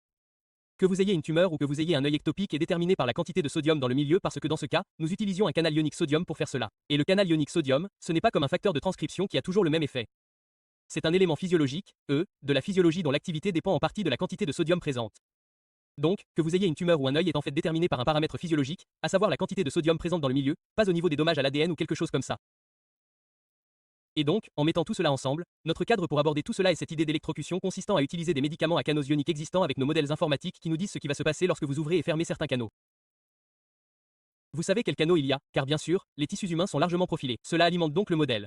La seule chose qui manque largement aujourd'hui, c'est la physiologie des états biologiques corrects pour tous les organes. En fait, nous n'en avons aucune idée pour les humains, et nous ne le savons que pour certains systèmes modèles animaux. C'est donc là qu'une grande partie du travail doit être effectuée, c'est-à-dire comprendre quel est l'état biologique correct. Mais nous avons ensuite un simulateur qui peut vous dire comment passer du mauvais état au bon état, et cela vous aide à choisir parmi les médicaments existants dans une énorme bibliothèque. Environ 20% de tous les médicaments sont des médicaments à canaux ioniques. C'est potentiellement une énorme bibliothèque d'électrocution. Vous pouvez donc jouer un peu avec cela. C'est en ligne, c'est un peu le début de cette plateforme. Elle est librement accessible. Vous pouvez choisir différents types de tissus. Vous pouvez choisir entre cancéreux ou normaux. Il vous indiquera les canaux disponibles. Si vous choisissez des canaux spécifiques, il vous indiquera les médicaments, car vous pouvez effectuer une recherche dans la banque de médicaments, etc. Il vous indiquera les médicaments que vous pourriez utiliser. Nous avons donc commencé ce processus. Passons maintenant de la grenouille, etc. Il s'agit de notre premier article sur le glioblastomose humain. Il est in vitro. Nous utilisons certains de ces médicaments qui ont été sélectionnés par ce processus dont je viens de vous parler sur les cellules de glioblastomose. Ils ont toutes sortes d'effets intéressants en termes de prévention de la prolifération, de reprogrammation partielle, de différenciation, voire de normalisation. Restez à l'écoute. C'est un travail en cours et bien sûr, nous avons besoin d'expériences in vivo, mais nous entrons lentement dans le contexte des mammifères. Voici donc un résumé de tout cela. Les cancers sont fondamentalement un trouble de l'échelle des compétences cellulaires. Les cellules individuelles peuvent atteindre certains objectifs, par exemple la prolifération et la migration. Mais dans les corps normaux, elles sont maintenues concentrées sur des objectifs anatomiques beaucoup plus vastes et grandioses. Mais ce processus peut s'interrompre et ce processus est médié par la signalisation bioélectrique, c'est pourquoi la biométrie peut être utilisée pour détecter, induire et reprogrammer le comportement des cellules cancéreuses. Tout comme dans le système nerveux, nous pouvons instruire le comportement des cellules sans avoir à modifier le génome. Cela est également vrai pour l'apprentissage et toutes les choses incroyables que font les systèmes nerveux. Vous n'avez pas besoin de modifier votre génome pour apprendre de nouvelles choses ou pour acquérir de nouveaux objectifs, etc. Nous développons actuellement des stratégies pharmacologiques et optiques, en vue de découvrir des produits électriques pour normaliser le cancer, et l'apprentissage automatique et l'IA ont un rôle énorme à jouer, mais aussi pour obtenir ces données physiologiques qui ont été négligées au profit de la transcriptomique et de la protéomique, etc. Les orientations futures sur lesquelles nous et nos partenaires travaillons consistent à affiner cette signature physiologique. Ainsi, le diagnostic optique non invasif des précancéreux et des marges tumorales et la chirurgie, afin d'affiner les méthodes de contrôle de la tension dans les systèmes mammifères et, plus précisément, la vue d'ensemble. Il s'agit de déchiffrer le code biélectrique pour induire une normalisation vers des tissus et des organes normaux en utilisant des médicaments à canaux ioniques qui sont déjà utilisés chez l'homme, c'est-à-dire déjà approuvés. Je vais donc m'arrêter là. Je tiens à remercier les étudiants et les post-doctorants qui ont fait tout le travail, nos nombreux collaborateurs, nos techniciens, nos bailleurs de fonds. Je dois faire 2 révélations. Morphaceuticals est la société de régénération des membres. Astonishing Labs est une société avec laquelle nous effectuons tous les diagnostics du cancer. Et surtout, je remercie les systèmes de modèles animaux, car ils font tout le travail. Merci, et je répondrai à vos questions.